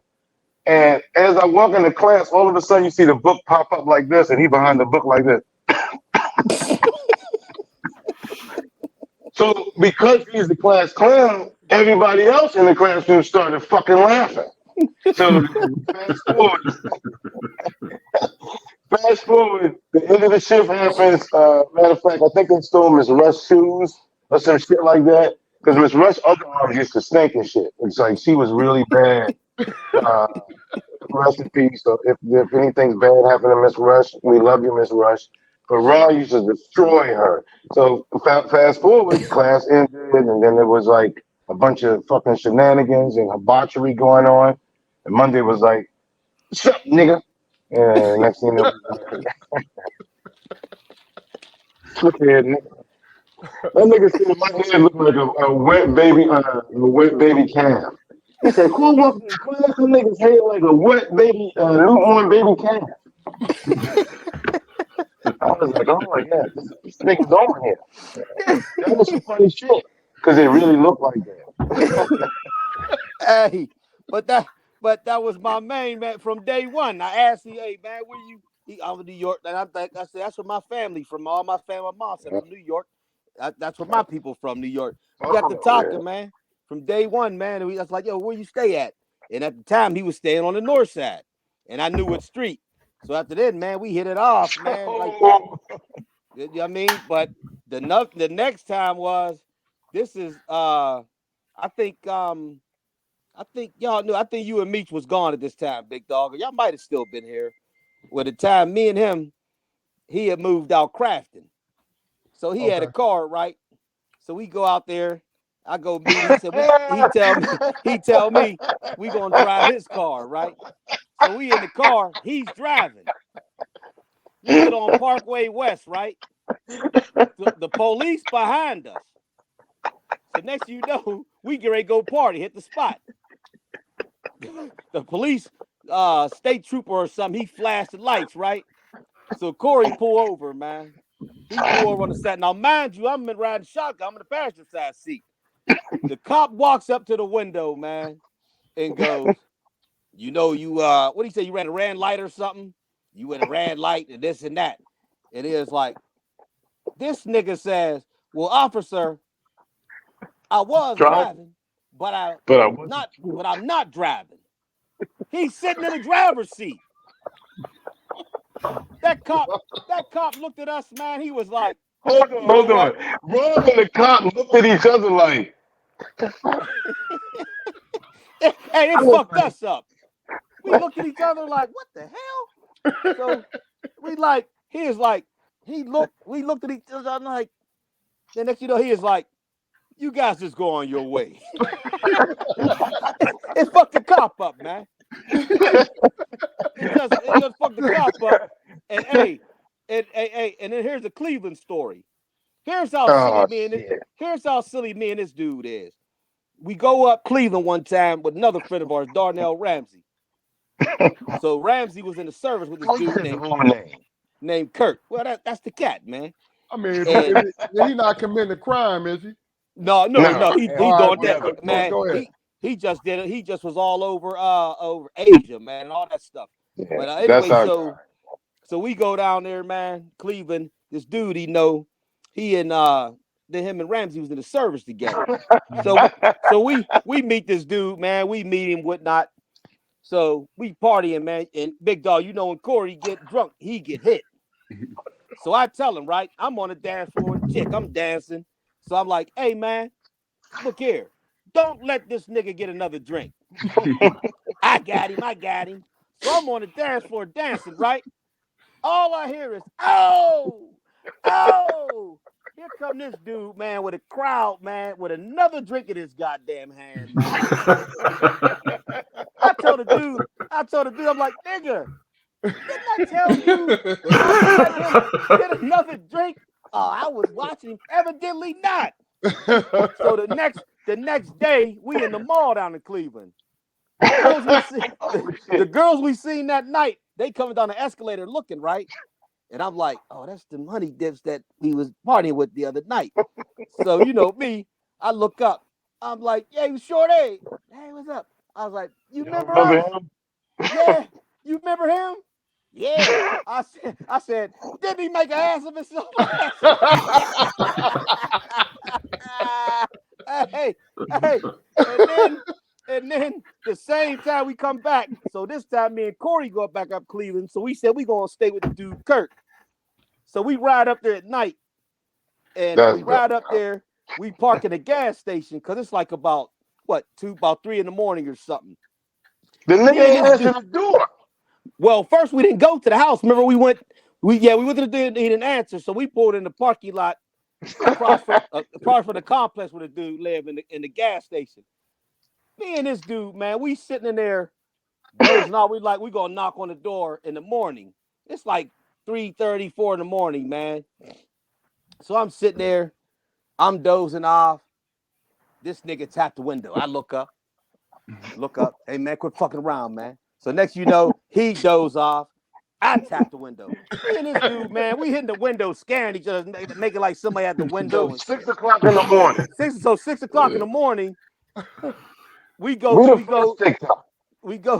Yeah, right. We go to the dude's house, right? So it's early now. It's light out. We knock on the door. Knock on the dude's door. We hit his buzzer, right? The dude Kurt comes to the window, right? Nigga's eyes all bloodshot red. His eyes all bloodshot red and shit. So he like, yo, nigga, let us in. So he look out the window. Nigga pull the curtains back. This nigga on some little ass tight ass drawers, man. me and Corey look at each other like, what the fuck is wrong with this dude? No diddy. So he opened the door, right? Oh, I ain't know I was coming up here. So I say, nigga, go put some fucking pants on.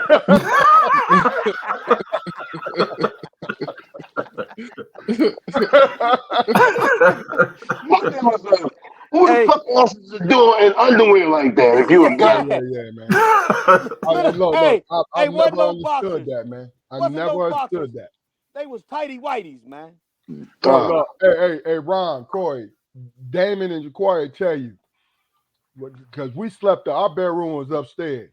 We did not come downstairs without at least a pair of shorts and a shirt on. Right. Yeah. Right. Period, man. Right. Ever. I'm still that way. Me too. Hey, that's because our dad say, It's like you doing walking around in your drawers and shit around my woman. Man. You need to Yeah. Like, Hey, that's like what my you, dad. boy. Hey, that's what my dad would say. Hey, and don't have them shorts on, and you have to be walking down in front of him, and your wood be up. Hey, I remember my dad took his knuckle in the middle of his hand and swung at it. Nigga, put that thing down, nigga. You in the house, nigga. You come down, you a young buck, man. Your muscle sitting up. You wake up, your muscle up on your belly. Yeah. My dad, I walk down, my dad sit down and come here. I walk over. He took his knuckle, man. Man, you don't put that thing down, nigga. You walking up here in the house like that, nigga. You know what I mean? I said, he's supposed to fight. Yeah, right. He swung at it, man. Put that thing. Don't you be walking around up in here. I'm gonna tell you the funny thing is I got 2 sons, man, and they do not understand. Yo, don't you bring your ass downstairs. Look, don't come downstairs in no pajamas.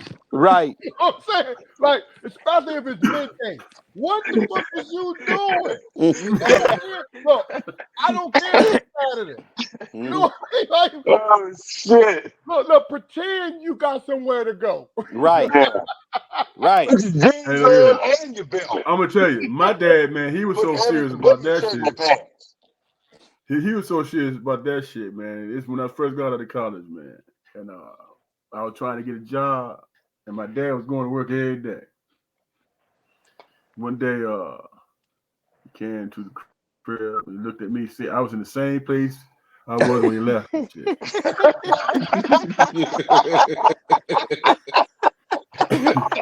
You done had a hard day. You done had a hard day and shit. He said, man. He said, son, I'm glad you still in have there, you moved? He said, have you moved since I left this morning? I said, yeah, Pop. I said, man, well, what's going on with you, man? Why you looking like that? He looked at me and said, like what? Like I don't feel like being fucked with right now, son.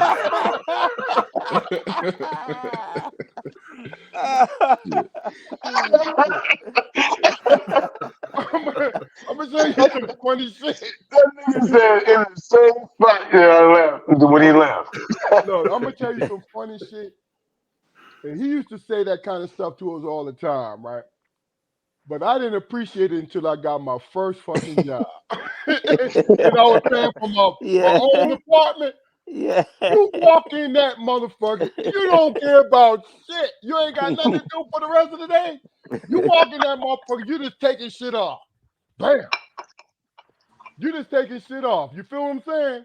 Like, hey, you know, and that was so funny about it is, like, with my boys, I had to teach myself to be attentive to them when I got off work.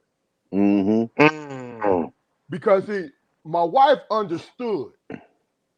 Give me 10 minutes. Give me 15 minutes once I walk in the door.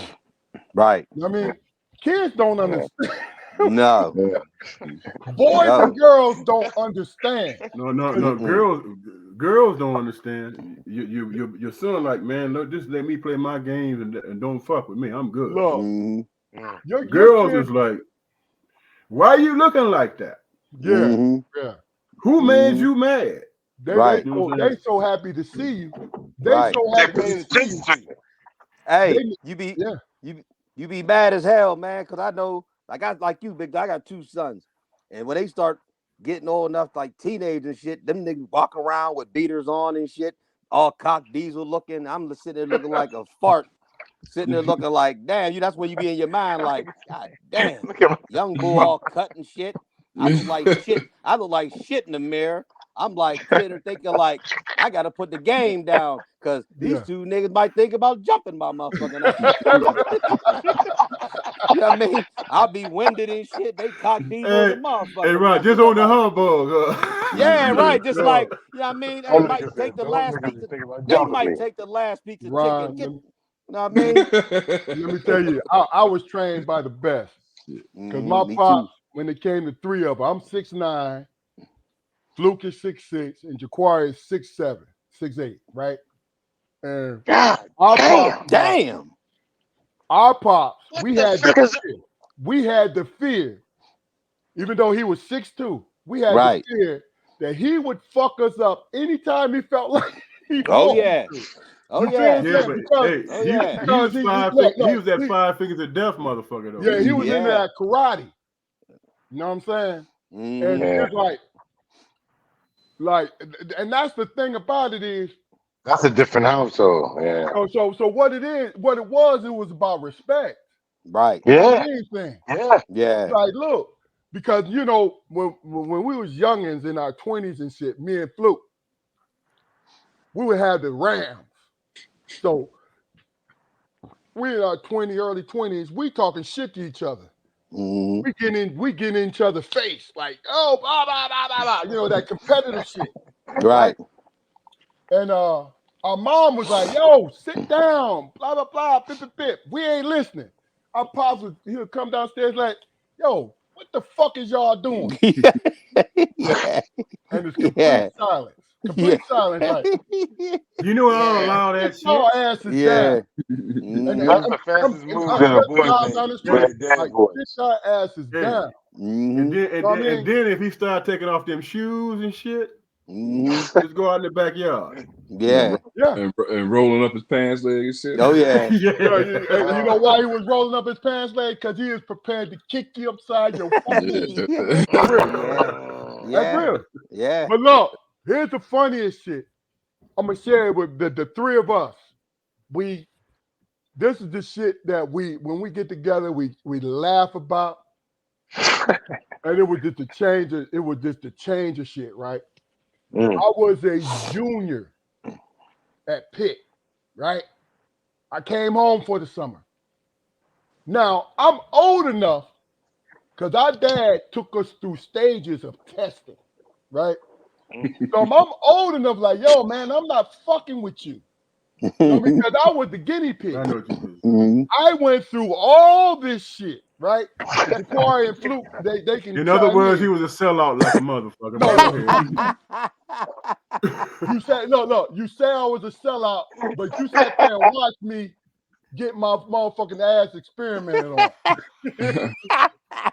No, So- actually, he was the smartest of us all. He was smarter No. than I So was. that I'm night. an old head, and Damon had not been. I think he was his freshman year at college, right?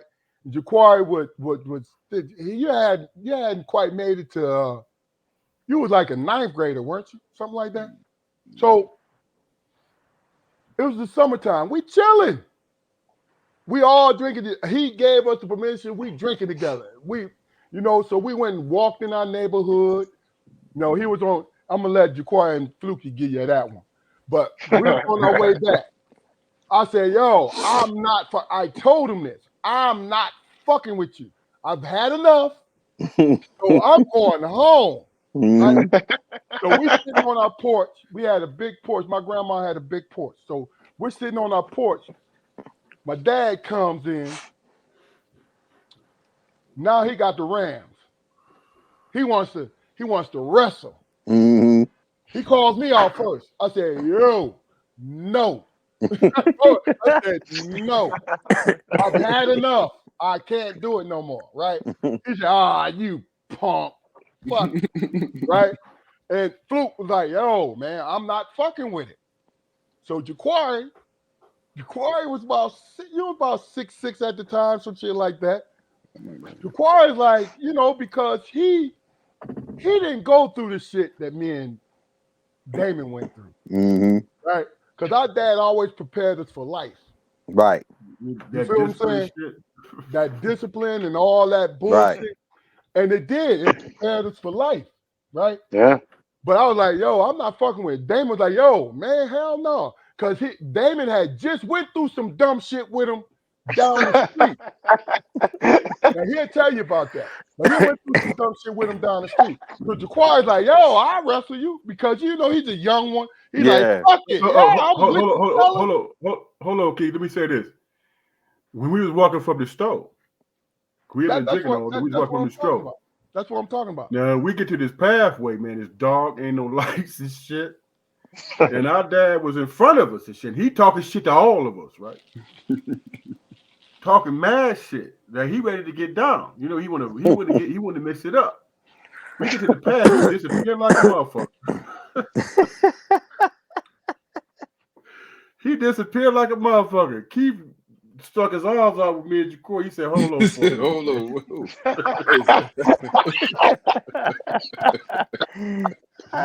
Hey, son, we saw some bushes moving and shit. Yeah. And all that. I was like, oh my God, this motherfucker, man, you finna start that shit. He's on some bullshit. Look, let me tell you, I'm a fighter. We are fighters for a reason. Mm-hmm. That's what we was going through. That's real. So So we get back to the crib, and Jacory's like, yo, I'll wrestle you. Because he thinking it's like, this is some fun shit, whatever. Right? So I'm sitting there. I said, Jacory's name is Spote. I said, Spote, no, this say no, man. No, I'm good, Keith. Blah, blah, blah. He said, come on out here, right? So I go in the house, right? So I'm sitting there watching television. I said, let me go back out here. As I walk outside, all I see is my dad's feet in there, and boom, hit the ground. Bam. So they wrestling, right? And my dad and Jacory, they going, Jacory's still on that, this is fun shit. Mm-hmm. They still on that shit. My dad he worked himself on top of Jacory and grab him by his hair and start beating his head on the ground. And we like, oh. I called my dad John. I said, John. What the fuck is you doing, man? So Jacory like, yo, this motherfucker trying to beat my head in the ground, so he flip him on top of him and throw him off. So we get up. So, they dusting themselves off. And Jacory look at him and say, Pop, why would you beat my head on the ground?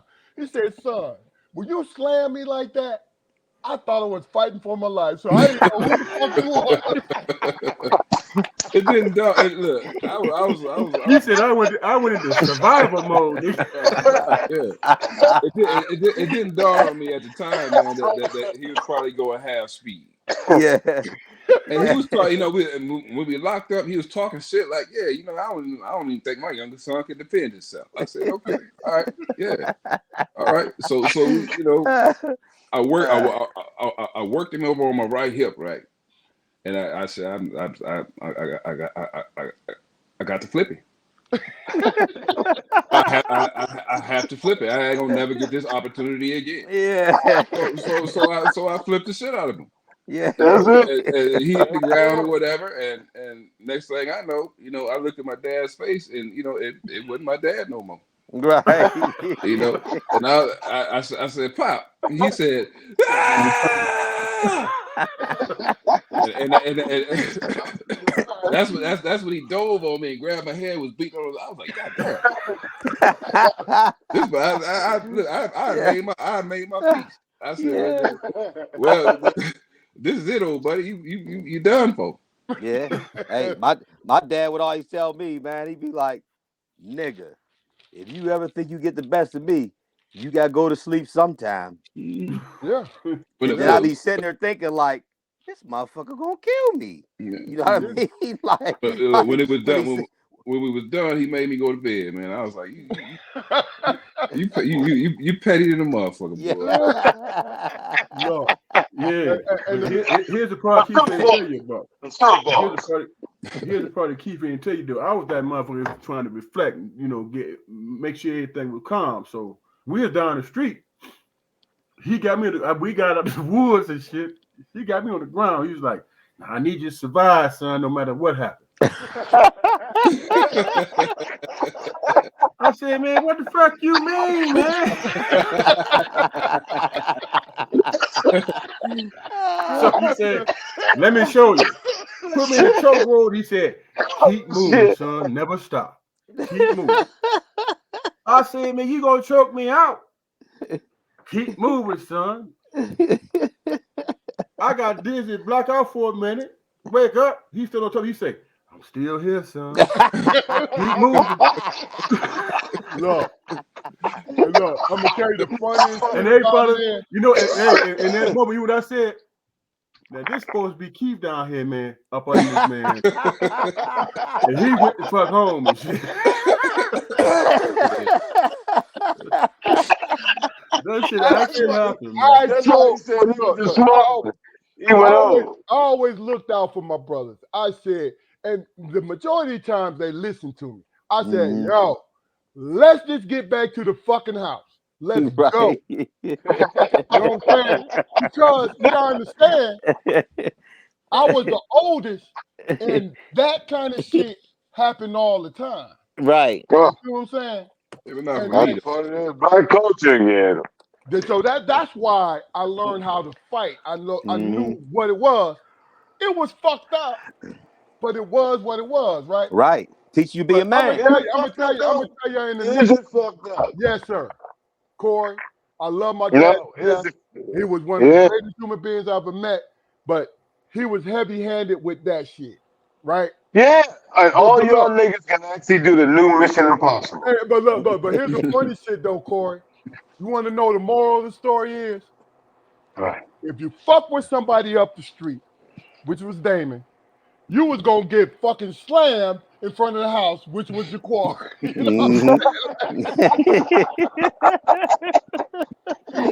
look, love him to death, but he deserved that slamming. Because like I said, when I happened to walk out the door, and you know I was gonna be the peacemaker. All I saw was my dad's feet in there. And all that, boom! Hey yo, his shoulder was fucked up for 2 years after that. Look. I'm gonna tell He you had some upper crack ribs and shit. I'm gonna tell you the funniest shit. And we talk about it all the time.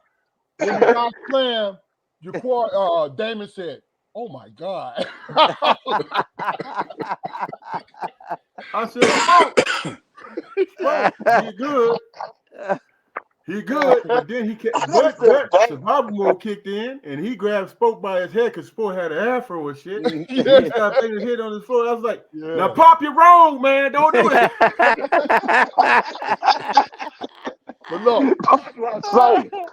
But look, let's do this. We on the vapors. We're gonna bring it on home, guys. I want to thank y'all because I knew this was gonna be what it was with my brothers and yourselves, man. This is some earnest conversation. It's been funny. It's been real. The whole nine. But I'm going to take it back to you and Corey, Ron, because you're Pittsburghers. I've always felt like Pittsburghers. And this is everywhere, but this is my experience. Pittsburghers were some genuine people. Yeah. Like I said, Corey, you came from New York, the whole nine, but just the genuine energy that I felt. Yeah, exactly. Same, man. My mom and dad took him after like he was their own son, and his dad did the same with me, man. So Corey, I'm gonna start with you. What did Ron's friendship mean to you, just as a man? Period. Growth. Then you, Ron. Yeah, growth. Because you have somebody to give a different perspective. Let me not. I have two brothers, Omar and Kareem. Love them to death, but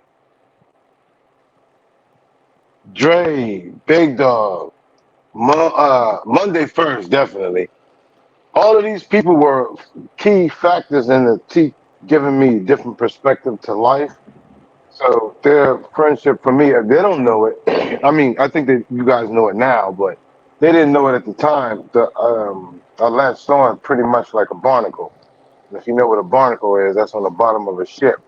As soon as I actually seen what their life was and how it was and the care that they had for them from the people around them, it became that thing. So that's what it was when it came to me and Ron. Like I said, like both of us said, after the high school situations, when we were at his house, the interaction with his mom and dad was one that I'm never gonna forget. I'm never gonna forget. I'm never gonna. It's why I'm the man I am too. Part of why I'm the man I am. Okay, Ron. Man, it's but that man, you know, I got sisters, man. So for Core, that's the right hand man. You know what I mean? Dre, I mean you, Meech, Dave, Miller, Zay, everybody, man. Knobs, Suave. I just considered all y'all was brothers that I ain't never had. And he definitely Yeah, the brother yeah, here. This is my brother, yeah. man. I don't even say my friend, man. I always say from I'd The say first day. from by the time we got to high school, man, it was like, man, we introduced go somewhere, man. Oh, it's my brother. We went on met some females out or something. Oh, it's my brother. It's my brother. Yeah, And still to this day, we still do that same thing, man. That's my guy, man. Like if he had beef, I got beef. No doubt. You feel me? yeah, That's how so we roll, man. Oh, man, this dude here, man. we Hey, talk such about and it such, such, such. afterwards on who's wrong. Right. But if he's Yeah. got beef, and I got beef, yeah. Right. Right. Yeah, man. But Oh Yeah. yeah. Okay. All right. There's this last question. This for all four of you guys. Damon and Jaquari, you came to see me a lot in Pittsburgh, right? And Ron and Corey, you came in high school. Ron, you grew up in Pittsburgh. Tell me what Pittsburgh means to all four of you. We'll start with you, Damon, and then we'll go to Corey, then we'll go to Jaquari, then we'll go to Ron. When I first heard these two brothers speak, man, I made a connection. You know what I'm saying? That Pittsburgh joint, man. It is what it is, and it's we all of us got mad stories. We all connected. Mm-hmm. yeah, We all connected, man. From yeah. Clive Vaughn to Meach to all the way down to where y'all at, man. It's a connection, and that university connects all of us. Oh my God, that's it right there. What he just Yeah. said. And our experience, man, and it's from you can go through hip hop from Public Enemy, moving on up. We all connected on that level, man, and we did our thing and we took care of each other. You know what I'm saying? Yeah. No doubt. And it was that love, and it was that protection, and it was that thing that was there, man. That 30+ years later is still the same damn thing. You know what I'm saying? Mm-hmm. Yeah. I can hear y'all voice, and I was like, oh yeah, I remember spending time with y'all. I remember all that shit. Yeah. You know, and there's things that we ain't talk about that ain't nobody else's business. You know what I'm saying? Right. Right. But it's us. Right. Yeah. Right. No doubt. Right. That's why It's I us. appreciate you brothers and what you guys doing, man. Seriously. Like even being on this tonight is just is bringing back memories. Tomorrow I'll fuck around, might not be here, but I'll have this memory in this moment or this instant, and that's Yeah. what my photography is about. It's about the moments, man. It ain't about shit else. All that future shit. I don't know what the fuck is going on tomorrow or next day. All that Right. other shit. Fuck out of here, man. I know right now I'm having the best time of my motherfucking life. Who There it else? is. There it is. There it is. All right. Before you go, Jaquari, Corey, you got a lot of shit going on. And Ron, when we come to you, if you got something going on, talk to us too. You got a lot of shit going on. You're an artistic man. Talk about that before we go to Jaquari. It's photography is everything. My daughter's everything. She's the creative part of everything that I do. Creating a podcast now called Short Stories, where I actually have short stories where I talk to people, but it's along the lines of the Seinfeld type shit, where it's about everything but nothing. So you might have a serious note, and then you might have a motherfucking joking note. It might be Wrong Monday because I feel like there's a lot of comedians out here in the world today. But this nigga is one of the funniest niggas in the world. And before I go, can I tell one more Yeah, go ahead. story about us, right? One night we was out at Big Dog, you know the spot. We was at Capri's Yes, pizza spot. indeed. Yes, indeed. So we out front, that hotel in the back there. I'm gonna paint this whole fucking picture in this motherfucker.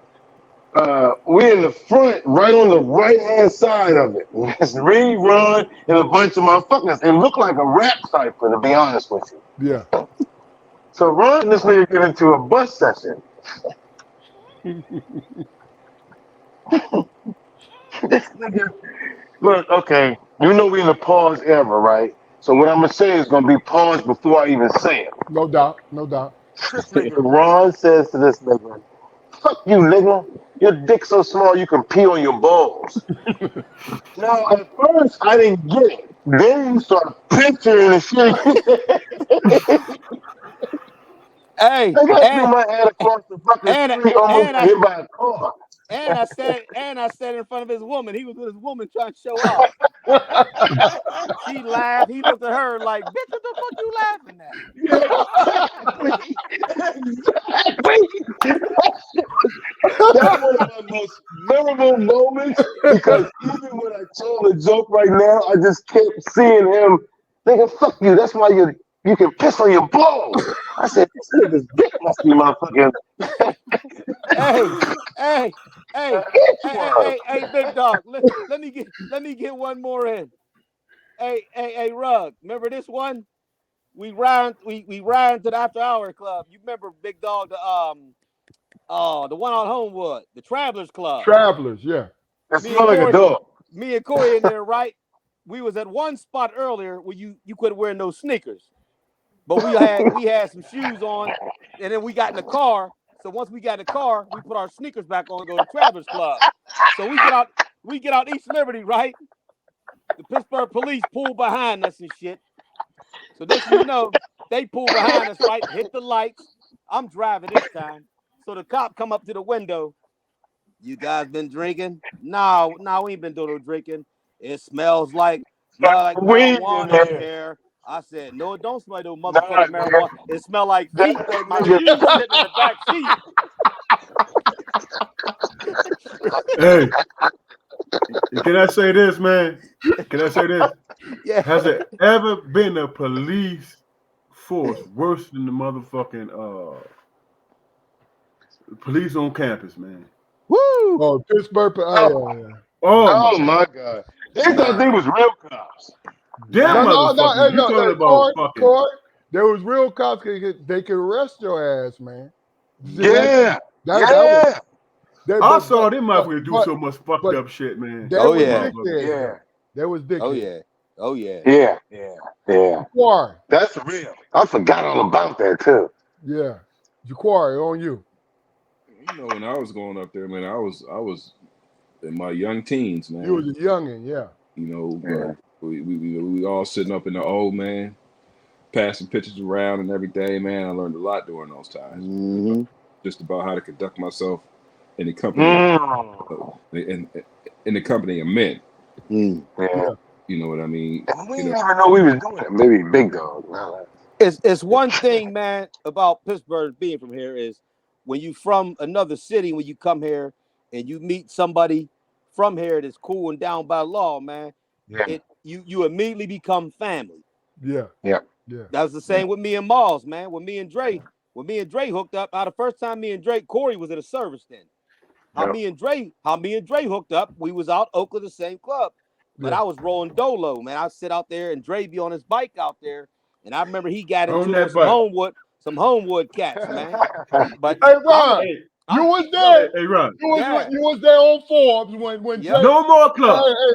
No more club. Oh, you were too? No, I wasn't there. Listen. No, you was there.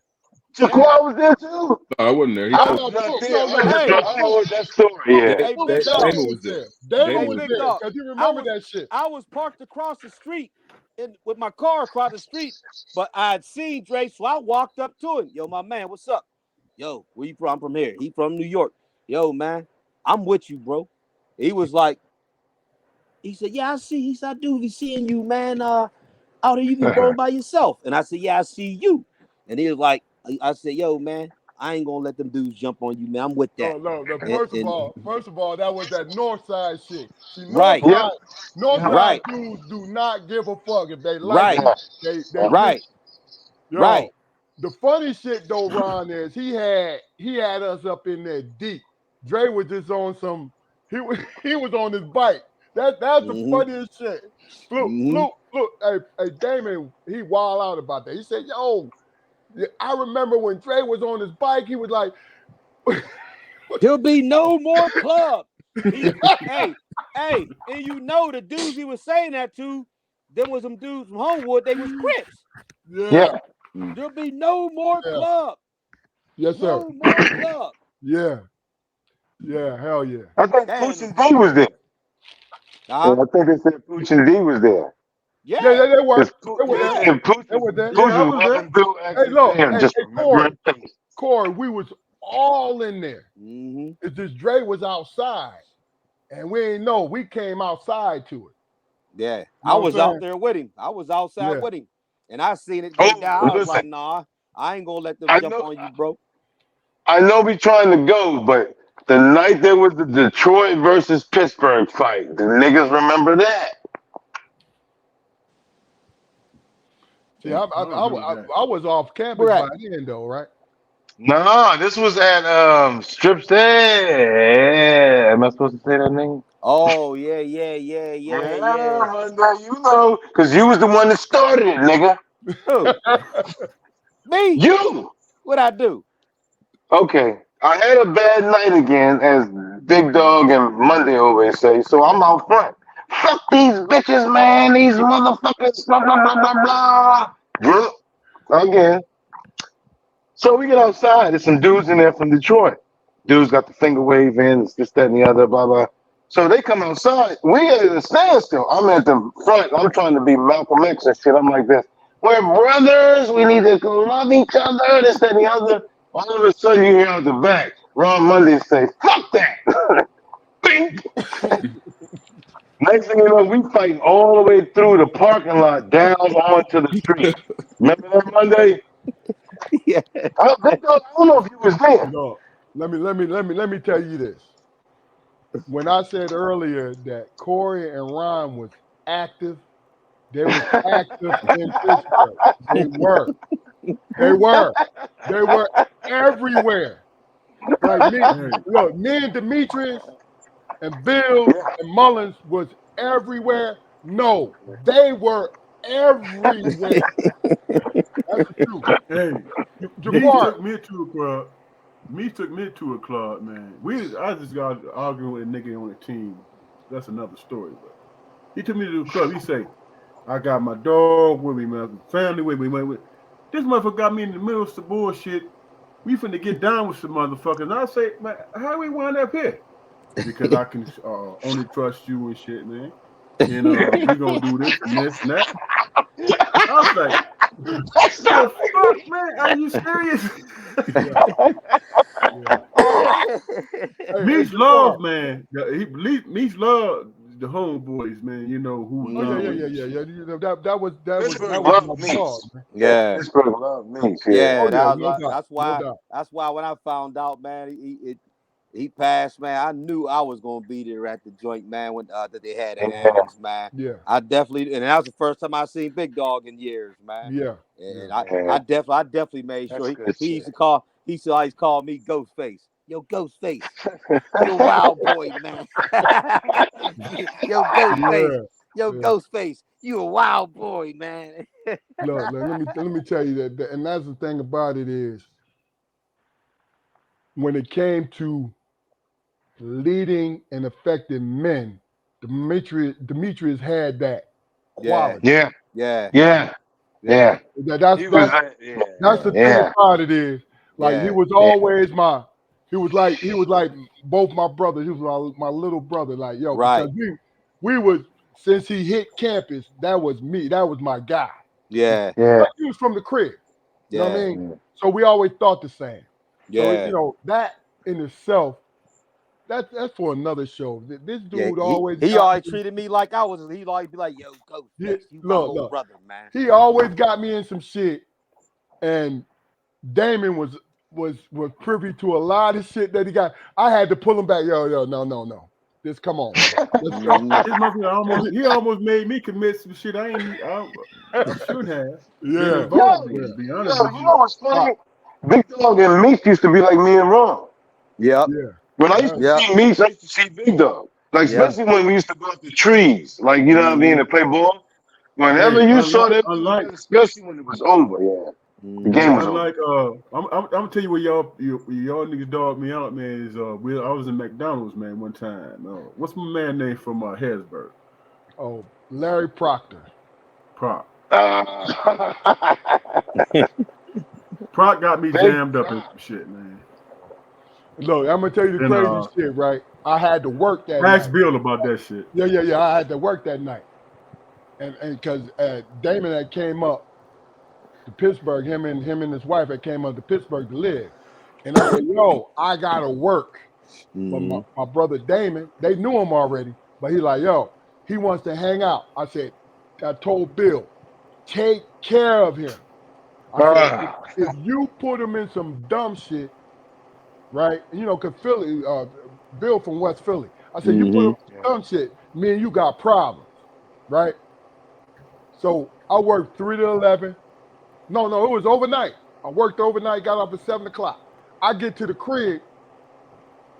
Damon's sitting in the crib. He said, yo, bro, I almost got arrested last night. I almost dead. I said, what? Right? I called Bill. I said, yo, what the fuck, man? Didn't I tell you? He said, man, it wasn't my fault.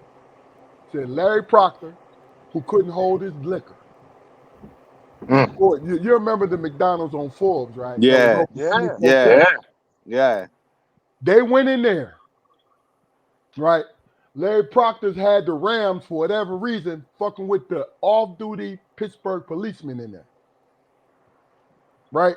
So Larry Proctor started talking shit to the policeman, and he fucked around and poked him in his chest.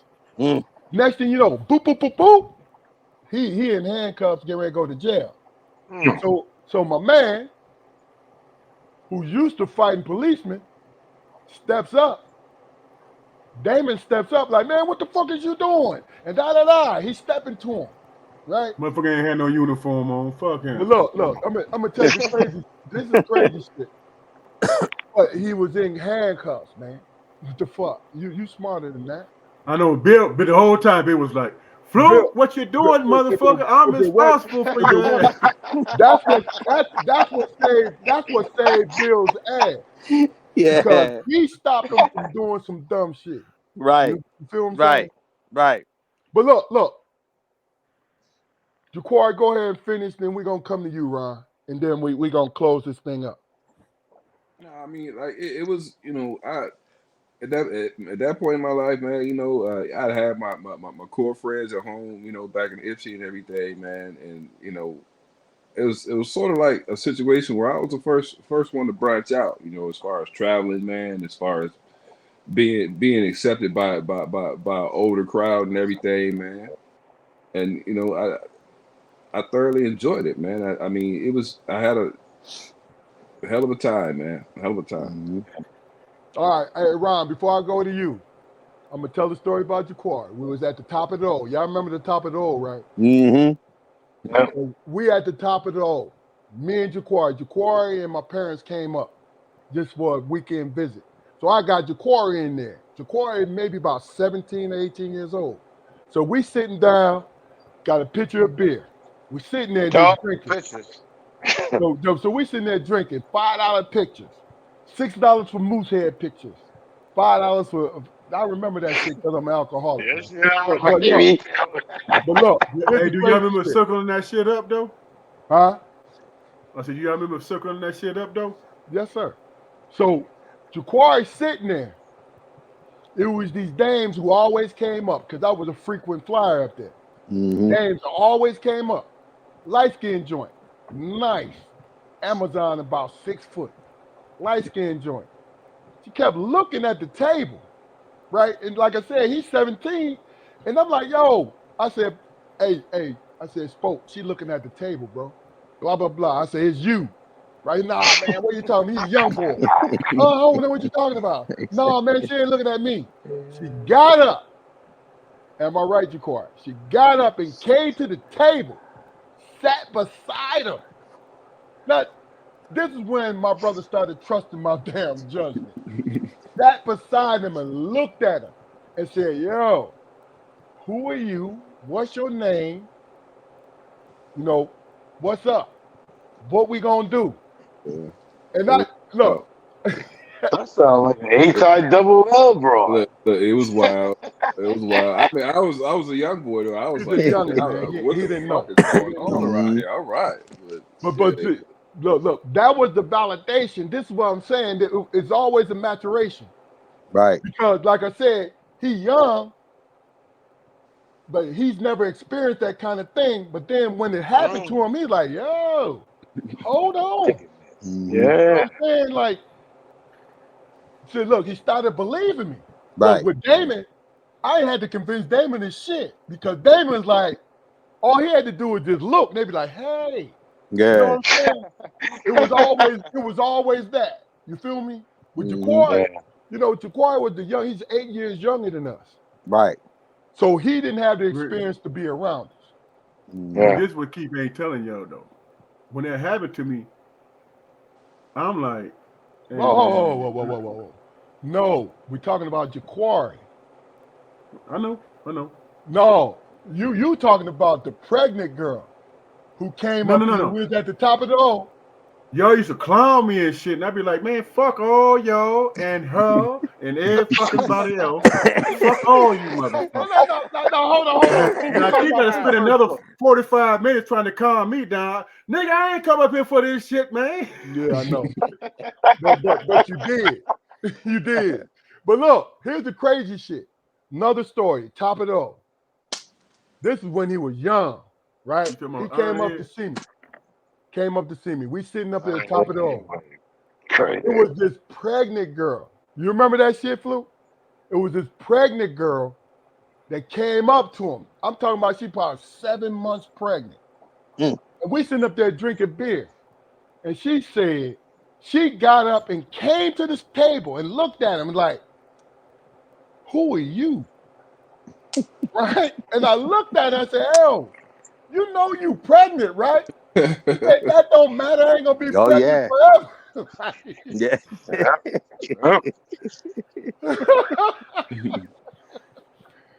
And that's all it was there, man. Yeah. So, Ron, you a Pittsburgher.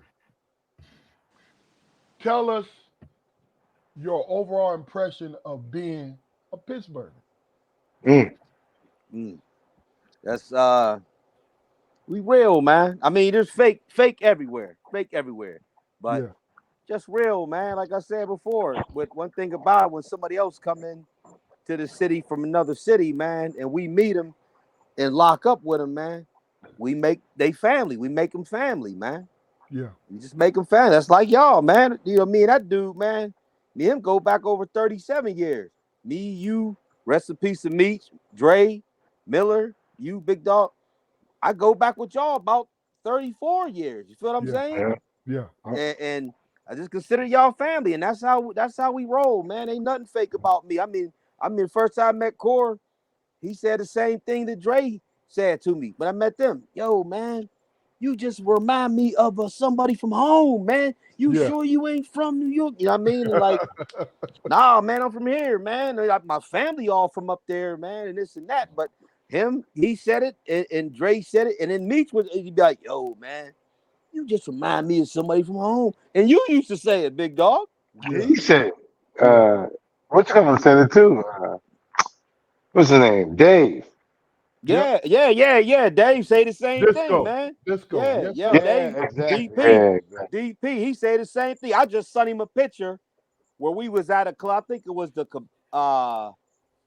Aurora Club, Athletic Aurora Club down The name of Aurora Club. I sent that the Aurora Club after hours on the hill on Fifth man. Avenue. I just not too Look, long Big ago. Dog just took his head. He know. I just sent Dave a picture that we was all in. Me, Yeah. Dave, Corey, and then I had a picture with all of us. You, Big Dog, you was in it. Meech, but I don't know what happened to that one. But the one I had was in there with Corey, Dave. I sent it to Dave, man. He was like, damn. You know what I mean? And you remember He the was like, moment. man, that's how far we go back. Yeah. You know what I mean? Yeah. Yeah. Hey, That's look. why I figure y'all family, man. That's how I figure y'all ain't saying y'all my family, man. And I feel the same way, brother. You know that. 100%. Y'all my family, man. Y'all my family. Thank all y'all for reaching out to a Mom Dukes Pass, man. That really helped me out, man. Oh yeah. Yeah. No doubt. But look, this is Strong Perspective Podcast. We here every Friday at 7:30 with the real authentic people, with the real authentic conversation. Whether you like it or not, this is where we are, and this is what we do. I appreciate I appreciate my brothers always. We 2 years strong. Corey, Ron, thank you, man. Man, anytime. This is sincere because you got you already know, man. Your already know. Your presence is golden. You already know. Do us a favor, go to our YouTube channel and let your people know to go to our YouTube channel, like, share, and subscribe. Subscribe to it. It ain't gonna take that long because we want everybody to see what we do.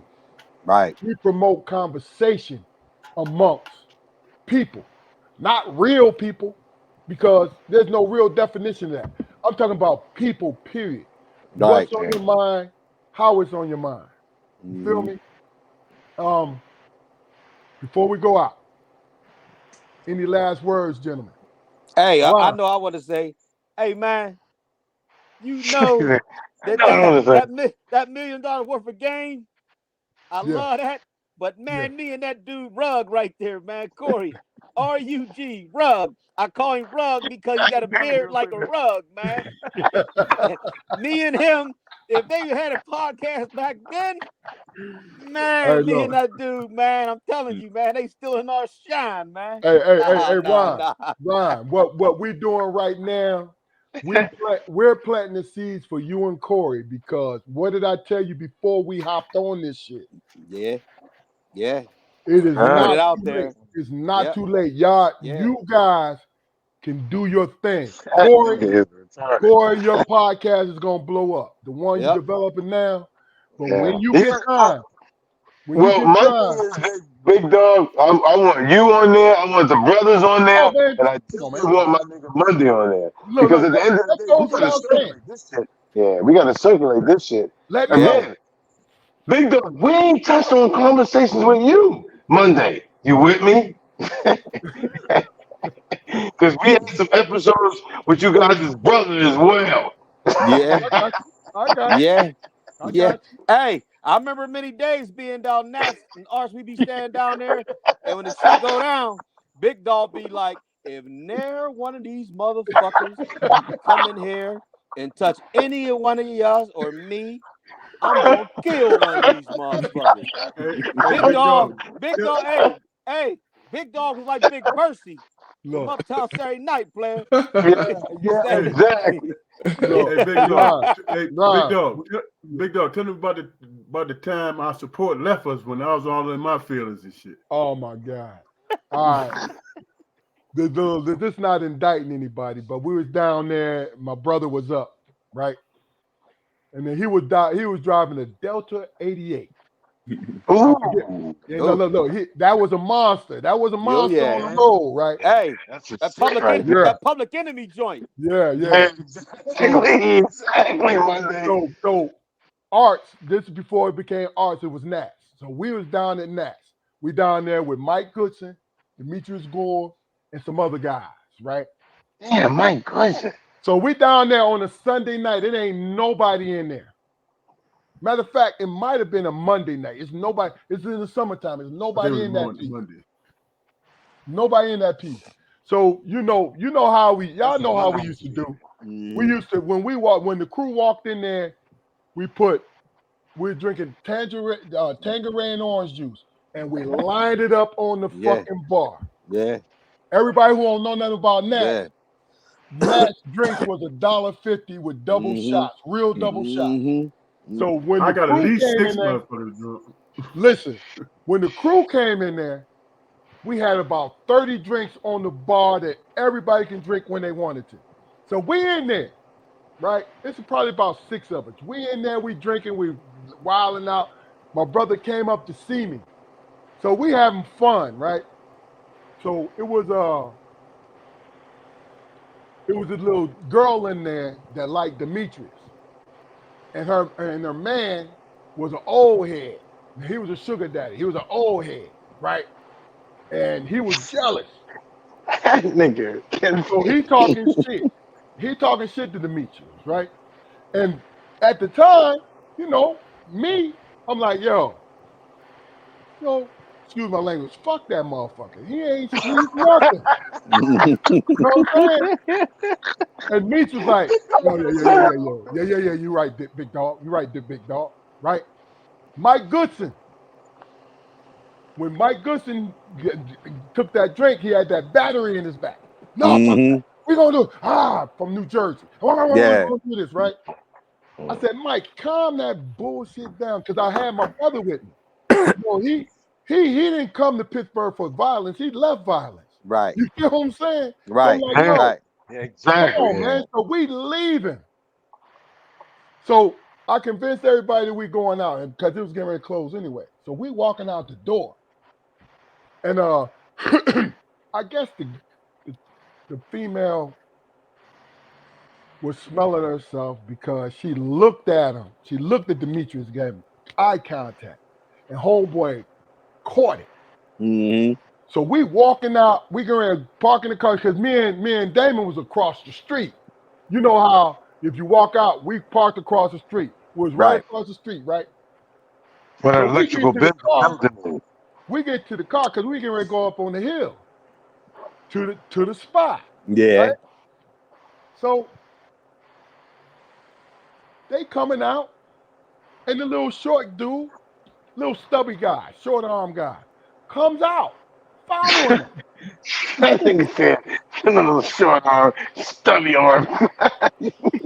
Look, we come walk. I looked at Fluke. I was like, yo, come on. So we come walking across the street.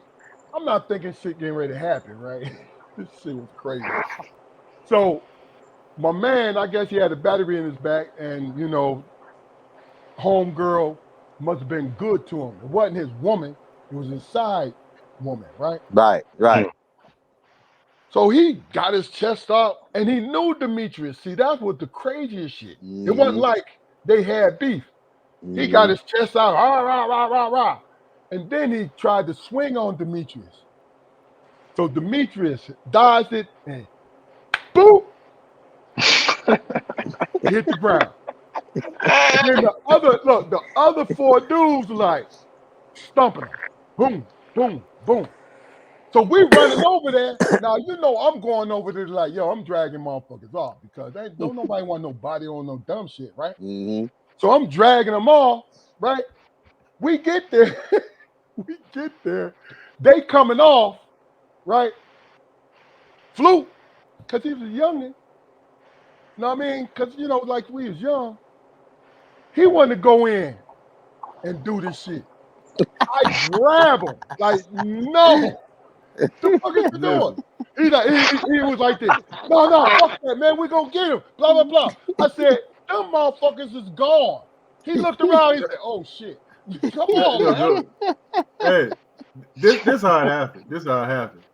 All I saw was the melee. And I'm like, okay, I'm finna go, represent, right? I get next to the motherfucker, and I see the whites in his eyes and shit. He fucked up. I said, but I'm gonna let him know. Right? So I raised my leg up, and next thing I knew, I saw a black sky like a motherfucker.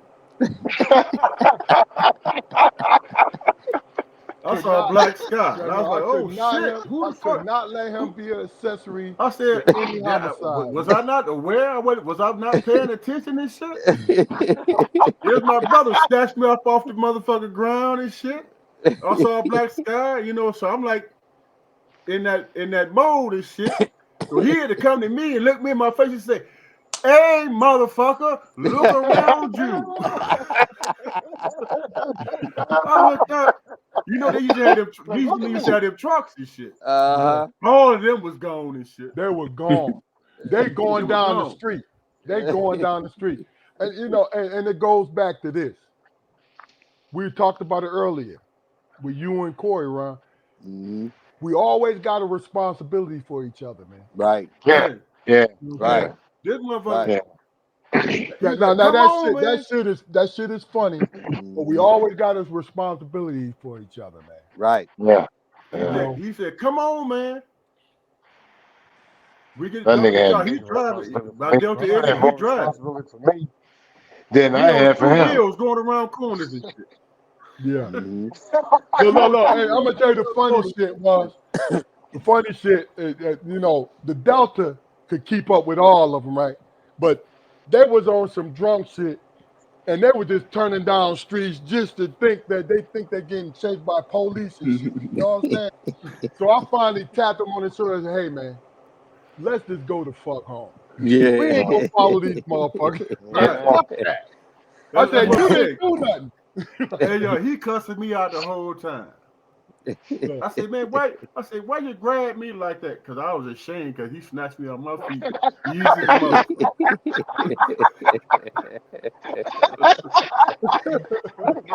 But hey, Yeah. when I was in that tough mode, he snatched me Mhm. off my feet, put me in the car, and he driving on 2 wheels on each corner and shit. He was like, "Don't you never, motherfucker, pay attention to your surroundings. What the fuck is you doing?" And I'm like, look. First "Well, of all, that's your dog." we all know too many people who went to prison, man. Yeah. You Yeah. understand what I'm saying to you? Yep. Mhm. Yep. So, Yep. and me and my brothers was always privy to that life because our dad went to work, but he was a Right. street dude, man. Right. You know That's what I'm how saying? mine was. Yeah. Yeah. So it's like me personally, that this was always my take. I did not like it when it infringed on my regular life. Yeah. I understood it. I Right. understood it. I Right. know it took place. But when it came into our family shit, Yeah. oh yeah, I was a fucking prude, man. Mhm. I'm like, man, fuck you. Mhm. Especially like if I gotta get active, I'm gonna get active. Right. There's no Hey, doubt about it. hey, Right. fella. At the time, I was 6'5", 230 motherfucking pounds. Who the fuck snatched me off my feet like that? But look, Damn. because you gotta think about it. Even though my brother was a grown man, both of them was grown men. If they in the city that I live in, I'm Right. responsible for them, man. That's right. Oh yeah. That's right. How I feel. That's I right. love How I that feel. right there. Yeah, I That's love right. that right Yeah. That's right. All right, look. I knew this shit was gonna be great because of y'all personalities. We You can know do what this I'm shit saying? all night, bro. Yes, sir. Yeah. But Big I'm Dog, going. can I ask you something right before we actually go? And this might already be on your radar. You might have already did it. But if you ever have a tribute to me, can you please have me, some of the people from Yeah. Pittsburgh, No. Yeah. Look, I haven't all did of it yet, us. man. I Yeah. haven't did it yet, Corey, I because love you to gotta tell those understand. stories of us, man, because those really meant something to me. Look, first of all, I haven't did it because I ain't touch it because these two men on this screen right here, Mhm. Yeah. I put them in the same category. It was always those three people that I gave a genuine fuck about. Mhm. Yeah. Mhm. You Yes, you understand what I'm did. saying? I put him, and see, I'm not a real sociable person.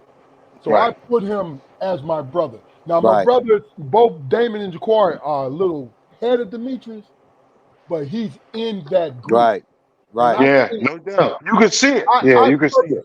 I purposely don't do it because that shit hurt. Oh yeah. You know what I'm Of saying? course. Yeah. Yeah. Yeah. And Yeah, I just wanted to ask tonight. You know what I but mean? So but I understand Corey, 1,000%. Corey, I'm gonna be honest with you.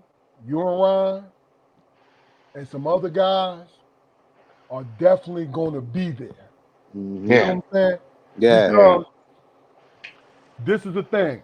I am uncle to his children.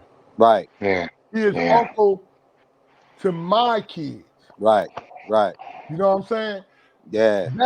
That in itself Yeah. means a lot. So That's how Corey. That's how Corey is. yeah, My kid, my younger son Trey. Corey's his goddad, and look. he uncle to them, man. Hey Ron, when your wife came on, you see I stopped everything. Mm-hmm. You know what I'm saying? Uh-huh. She's like, is Corey in it? Yeah, she sure did. Yeah. Young gangster. Yeah.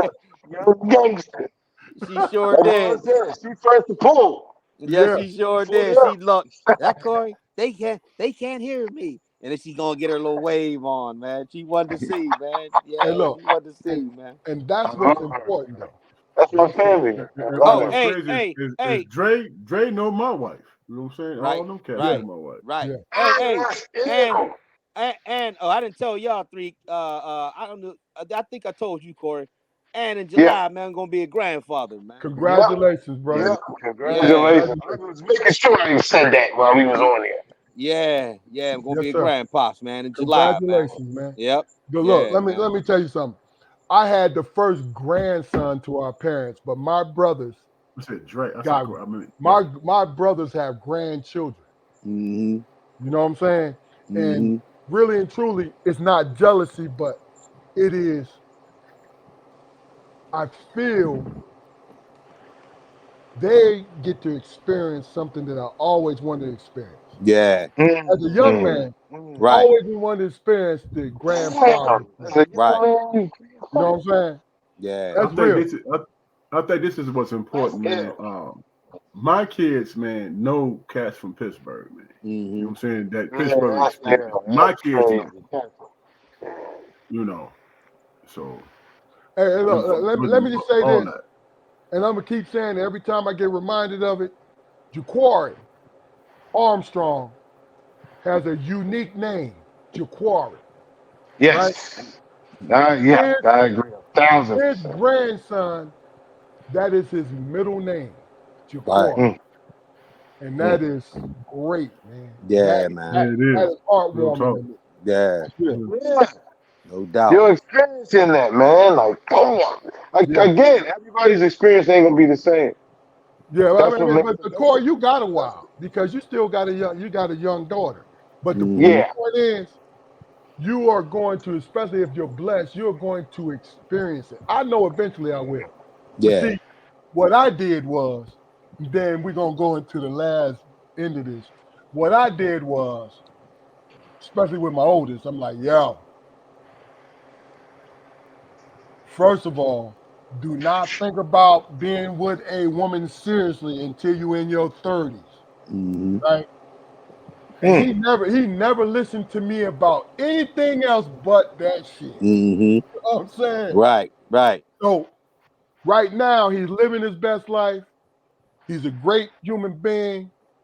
Yeah. But what I realize is I gotta wait for my 16-year-old to get in his 20s. You know what I'm saying? Yeah. Then I'll be a grandfather. You know what I'm saying? Yeah. But that's not no, I'm not upset about it. It's the funny thing is when you have somebody, when you have your children and they listen to you, and I tell people all the time, children will listen to you, but they listen to you in extremes. Right. Yeah. They listen to you in extremes. Right. Yeah. Like when your father tell you, I want you to be a good man. Man, in your mind, you're saying, I want you to be this pristine human being that makes no mistakes. Right.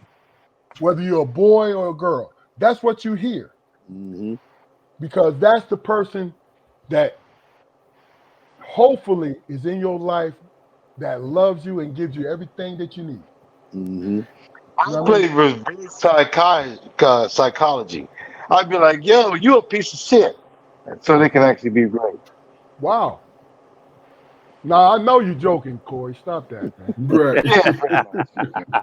But no, I fuck with her about certain things because at the end of the day, of course. all things got to be fucked with. Yeah, all But things got to be look, fucked first of all, Corey, you got to be fucked with from your parents. Like, you know I know you was fucking around, Corey, because I see your relationship because yes, sir. Mm-hmm. That's some beautiful shit. Mm-hmm. And knowing who you are and who Ron is and my brothers, man. You sound like Eddie Kane, Daddy.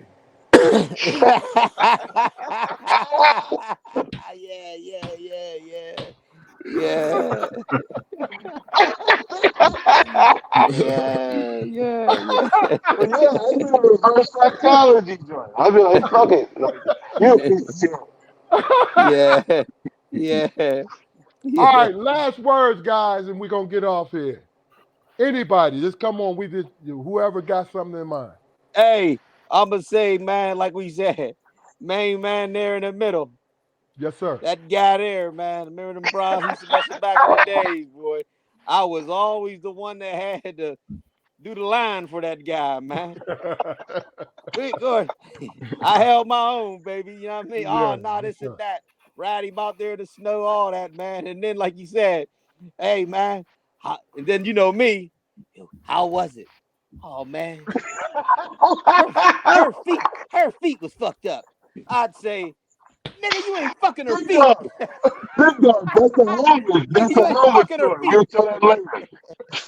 Nigga, you ain't fucking her feet. You ain't fucking her feet. Man. Hey, Jordan, can nobody talk to you like that but him?